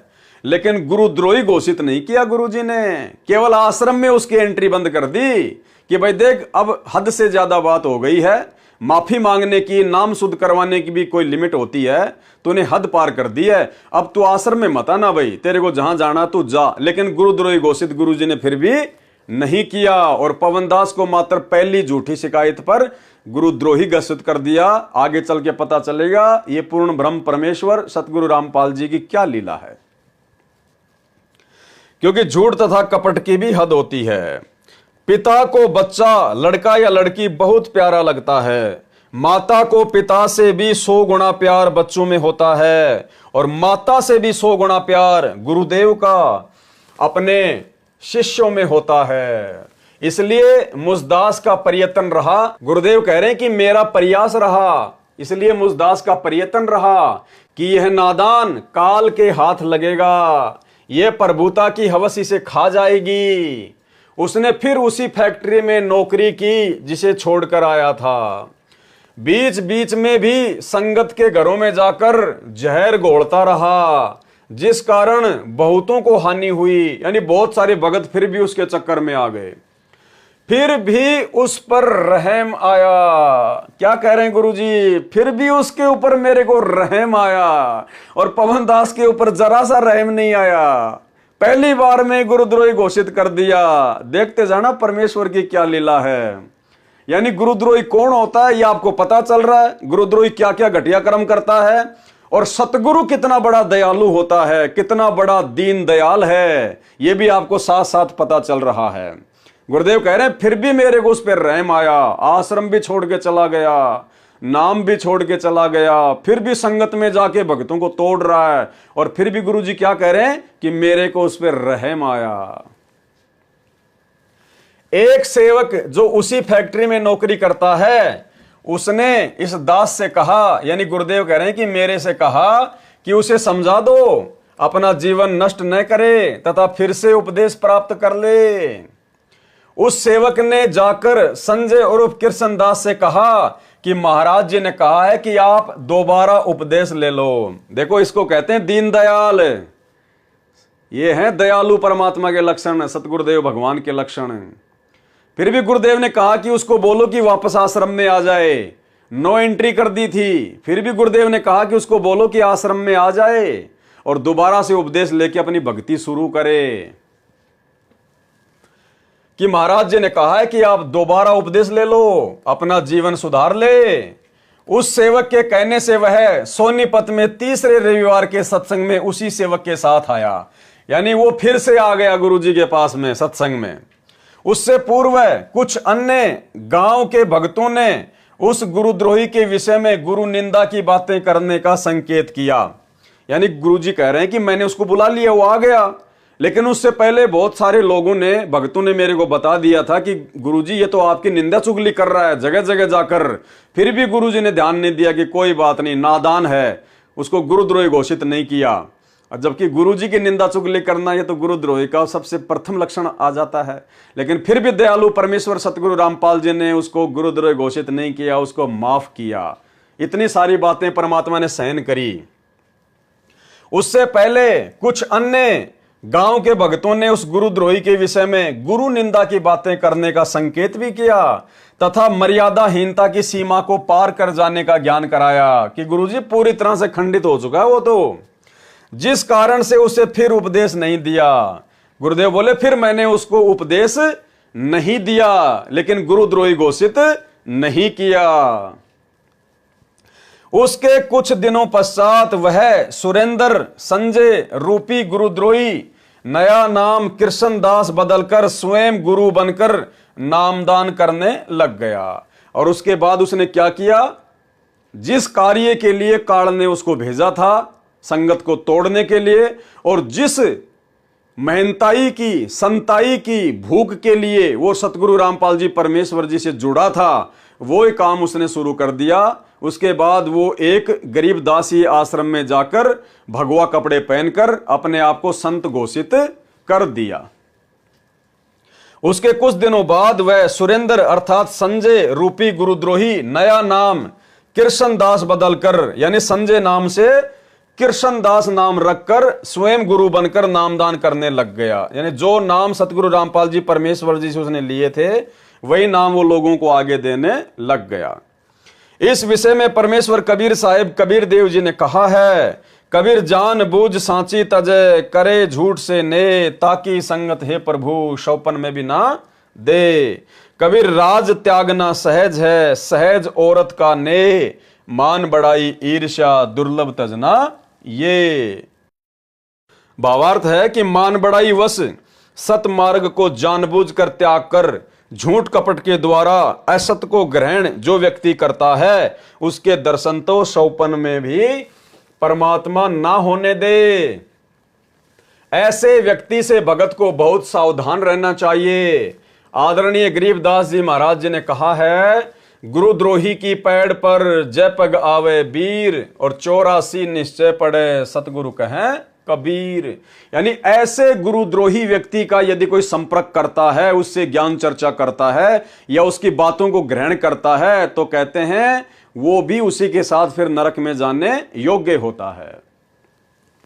भावार्थ है कि संत गरीबदास जी ने कहा है कि जो साधक गुरुद्रोही हो जाता है उसका संग नहीं करना चाहिए, उसकी संगति नहीं करनी चाहिए। पैड़ पर पैर आना का भाव है कि उस जैसी चाल चलना, अर्थात उस व्यक्ति की बातों में आकर अपना भाव बिगाड़ना ठीक नहीं। उसके निकट भी नहीं जाना चाहिए, क्योंकि वो तो उल्टी बातें करेगा, गुरु के खिलाफ बातें करेगा, भक्ति के खिलाफ बातें करेगा। गुरुद्रोही को पागल कुत्ता जानना चाहिए। स्वस्थ कुत्ते को तो रोटी डालनी चाहिए, परंतु पागल को तो आहार कराना भी खतरे से खाली नहीं है। यानी गुरुद्रोही कैसा होता है, गुरुद्रोही की क्या पहचान होती है, गुरुद्रोही के क्या लक्षण होते हैं, ये आप इस वीडियो के माध्यम से भली भांति जान रहे हैं, पहचान रहे हैं। और इसके विपरीत इस पवन दास में, जो कि अपने गुरुदेव भगवान ने अपने मिशन के तहत, अपनी लीला के तहत, अपने मार्ग को आगे बढ़ाने के लिए, संगत में छटनी करने के लिए जो दास के ऊपर रहम किया, दास को गुरुद्रोही घोषित किया, दास को परमात्मा ने सेवा बख्शी, उस माध्यम से परमात्मा क्या समझाना चाह रहे हैं। यदि उस गुरुद्रोही व्यक्ति के पास गुरु भगत जाता है तो वह अवश्य नाम रहित होकर नरक तथा 84 लाख प्राणियों की योनियों में नाना प्रकार के कष्ट भोगता है। संत गरीबदास जी महाराज अपने परमेश्वर कबीर साहिब जी को भी साक्षी रखकर कह रहे हैं कि गुरुद्रोही इतना भयंकर प्राणी हो जाता है, उससे कभी संपर्क नहीं करना चाहिए। ये मेरे प्रभु कबीर साहिब जी भी कहते हैं, गरीब कोटि वर्ष करो संगत संतों की, पत्थर का जल में क्या भीजे, चंदन बन में रंग ला दे, पर बांस बिटंबी ना सीजे। आदरणीय गरीबदास जी महाराज ने ऐसे ही महिमा के भूखों के विषय में कहा है, जैसे पत्थर को चाहे कितने समय तक जल में डाले रखो, उसमें जल का शीतल गुण नहीं आता है, बाहर निकाल कर एक दूसरे से रगड़ने से वैसे ही अग्नि निकलती है। ऐसे ही पत्थर जैसे प्राणी को कितना ही समय तक संत का साथ मिले, उसका स्वभाव नहीं बदल सकता। जिस प्रकार वो कृष्णदास और जिस प्रकार वर्तमान में स्वयं सतगुरु रामपाल जी परमेश्वर का कलयुगी परिवार, सतलोक आश्रम मैनेजमेंट हरियाणा, ये कोऑर्डिनेटर अरे 20 वर्ष तक सतगुरु की संगति की, 28 वर्ष तक सतगुरु की संगति करी, और सतगुरु थोड़े समय के लिए अपने मिशन के तहत जेल में क्या चले गए? तुमने सारे घटिया कर्म करने शुरू कर दिए। उस पत्थर की तरह रगड़गा मारते चिंगारी निकलने लग गई, राजनीति करने लग गए, स्टेडियम बनवाने लग गए, घटिया कर्म करने लग गए, आरक्षणों में बैठने लग गए, दुनियादारी से यारी दोस्ती करने लग गए, गुंडों की सीबीआई जांच करवाने लग गए, भक्तों को भक्ति मार्ग से दूर करने लग गए। सतगुरु के जेल जाते ही पत्थर जैसे लोग। दूसरा उदाहरण दिया है कि वन में चंदन का पेड़ अपनी महक से, कड़वे वृक्ष नीम को भी अपनी महक से सुगंधित कर देता है, परंतु बांस पर चंदन का भी प्रभाव नहीं पड़ता, यानी काल के एजेंट पर सतगुरु का भी प्रभाव नहीं पड़ता। इसी प्रकार उस संजय उर्फ कृष्णदास को जाने, जो 3-4 वर्ष मुसदास के साथ रहकर भी अपना पाखंड करने का स्वभाव नहीं बदला। अरे वो कृष्णदास गुरुद्रोही तो मात्र 4 साल ही गुरु की संगत में रहा, जबकि गुरु का परिवार तो पिछले 20 वर्षों से गुरु की संगत में है, उसके बावजूद भी नहीं बदला, और गुरु के जेल जाते ही सारे उल्टे कर्म करने शुरू कर दिए, स्वयं भी और संगत से भी। आगे देखिए, एक बहन ने बताया कि मेरा पति भी उस संजय में ज्यादा आस्था रखता था। उसको आश्रम से निकालने के बाद वह संजय उर्फ कृष्णदास हमारे घर आया। यानी आश्रम से निकालने के बाद में फिर एक भगतमती ने गुरुदेव को बताया कि मेरा जो पति था वो उसमें ज्यादा ही आस्था रखता था, और जब आपने उसको आश्रम से निकाल दिया तब वो एक बार हमारे घर पर आया। उसको आश्रम से निकालने के बाद वह संजय उर्फ कृष्णदास हमारे घर आया। भगवा कपड़े पहन रखे थे, यानी वो लाल पीले कपड़े पहन लिए साधु संत वाले, गले में माला डाल रखी थी, तथा रात्रि में वह हमारे घर पर रुका था। अपनी मन पसंद सब्जियां कहकर बनवाई, फिर कहा कि हलवा बनाओ, भोग लगाऊंगा। उस बहन ने अपने पति से कहा कि हलवा बनाने को कह रहा है, हमारी स्थिति तो दाल रोटी की है, फिर भी उधार करके हलवा बनाया। जी खोल कर निंदा की तथा मेरे पति का भाव खराब कर दिया। उसने हमारा भी आपसे मिलना बंद करा दिया तथा स्वयं भी नाम खंड कर लिया। जिस दुकान से परिवार पोषण हो रहा था वह कुछ ही दिनों में ठप हो गई। भूखे रहने लगे। एक दिन एक बहन ने बताया कि सतगुरु रामपाल जी महाराज कह रहे थे कि जिन जिन के घर वह संजय सुनसुनिया घूम रहा है उन्हीं को भारी नुकसान उठाना पड़ रहा है। तब मुझे होश आया कि हमारे घर पर भी गया था। उसी दिन के बाद हमारे बुरे दिन लगे। अपने पति से छुपकर उस बहन ने दोबारा नामदान मुसदास रामपाल दास से लिया। फिर अपने पति को समझाया, परंतु वह मानने को तैयार नहीं था। कुछ दिनों के बाद उस बहन ने अपने पति से कह दिया कि मैंने उपदेश ले लिया है, आपने जो करना है कर लो। कुछ महीनों के बाद उसके पति ने भी नामदान दोबारा लिया तथा अपनी गलती की क्षमा याचना की। आज उसी भगत की दुकान मुख्य बाजार में धूम धड़ाके से चल रही है। वह संजय उर्फ कृष्णदास मुसदास के एक भगत के घर सांपला में रुका। गुरुदेव कह रहे हैं कि हमारे भगत के घर सांपला में रुका। सांपला कोई गांव है। उन्होंने इसकी बहुत सेवा की। कुछ दिन बाद उस भगत की पत्नी के पेट में पानी की रसोली होकर फूट गई। असहनीय पीड़ा होने लगी। सांपला के डॉक्टर ने जवाब दे दिया।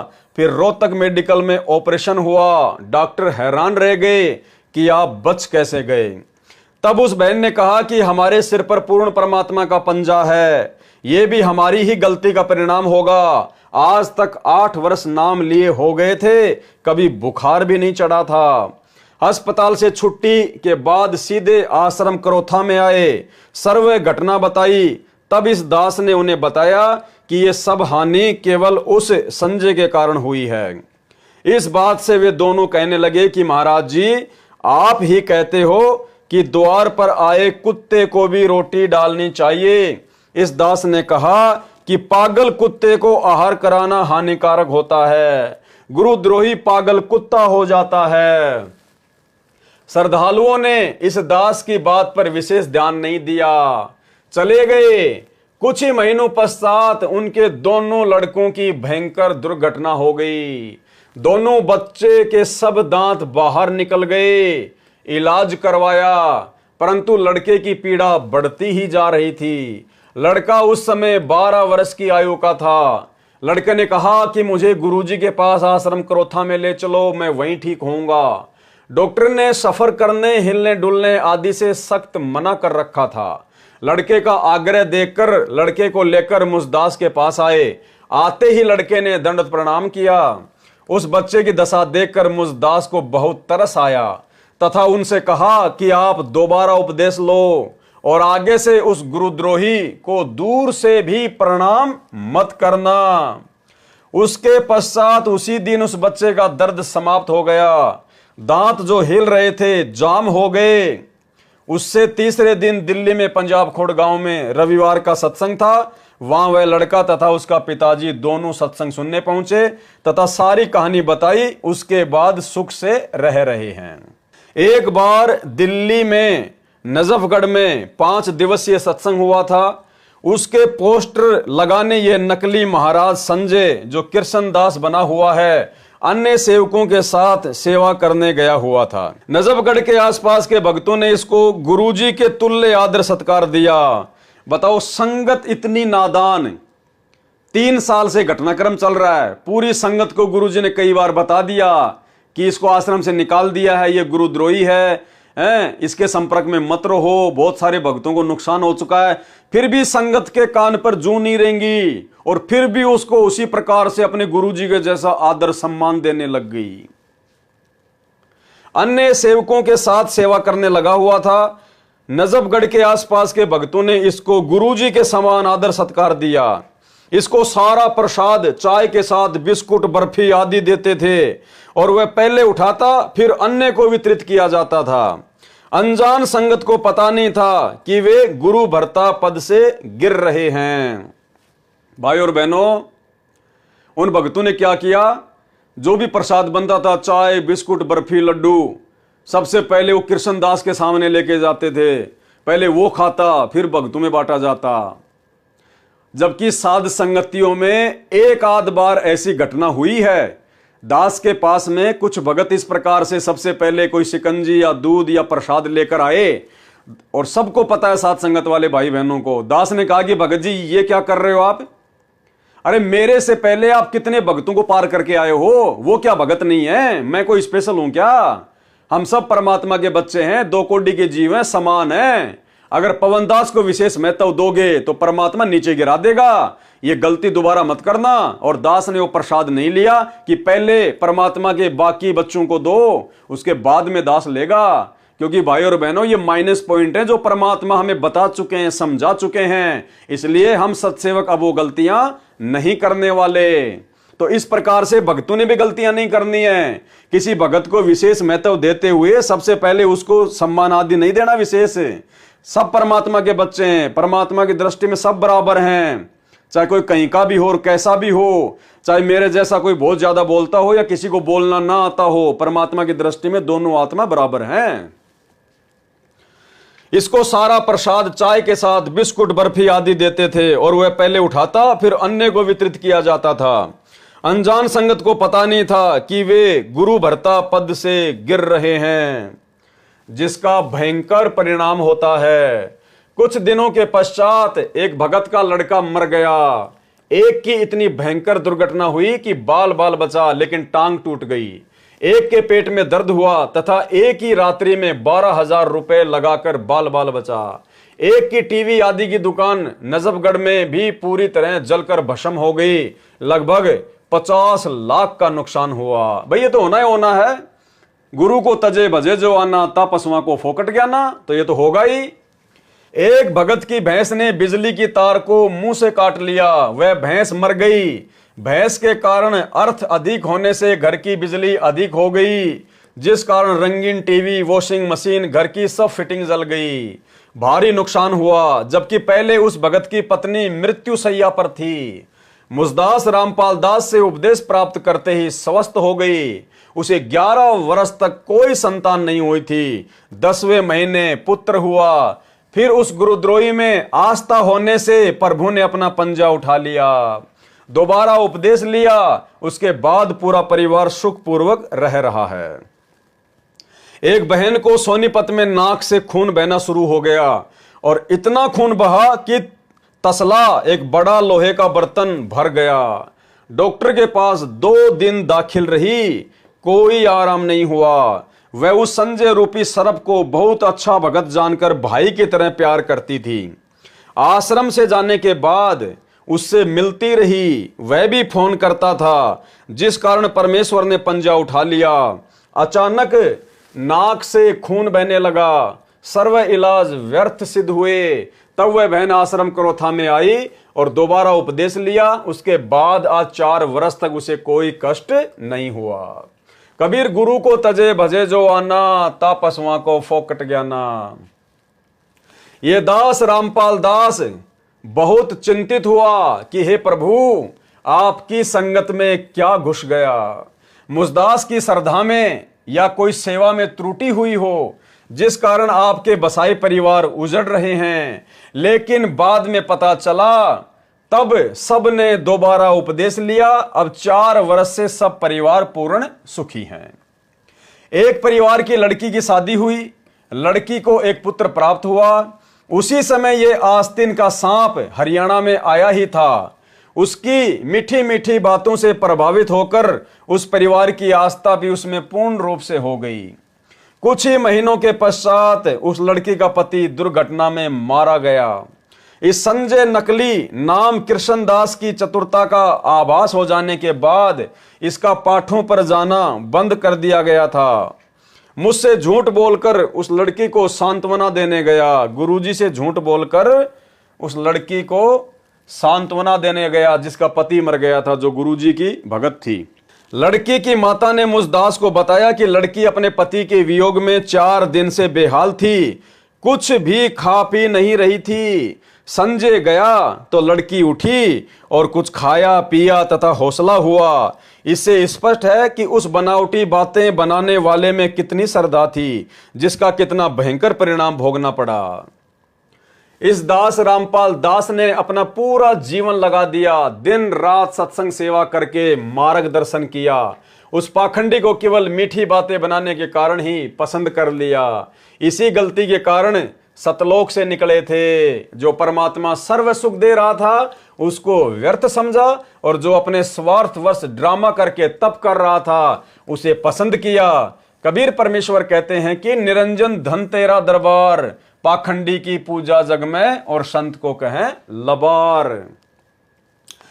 उसके बाद उस संजय उर्फ कृष्णदास को फिर समझाया। देखो भाई और बहनों, आश्रम से निकालने के बाद फिर वो वापस आ गया, फिर भी गुरुजी ने उस पर रहम करी, दया करी। उसके बावजूद भी वो अपनी घटिया हरकतों से बाज नहीं आया। बीच बीच में भक्तों के पास जाता और उनसे उसी प्रकार से पेश आता जैसे महाराज है, और भक्तों को भारी नुकसान भी हो रहा था, लेकिन परमात्मा ने फिर भी उसको गुरुद्रोही घोषित नहीं किया।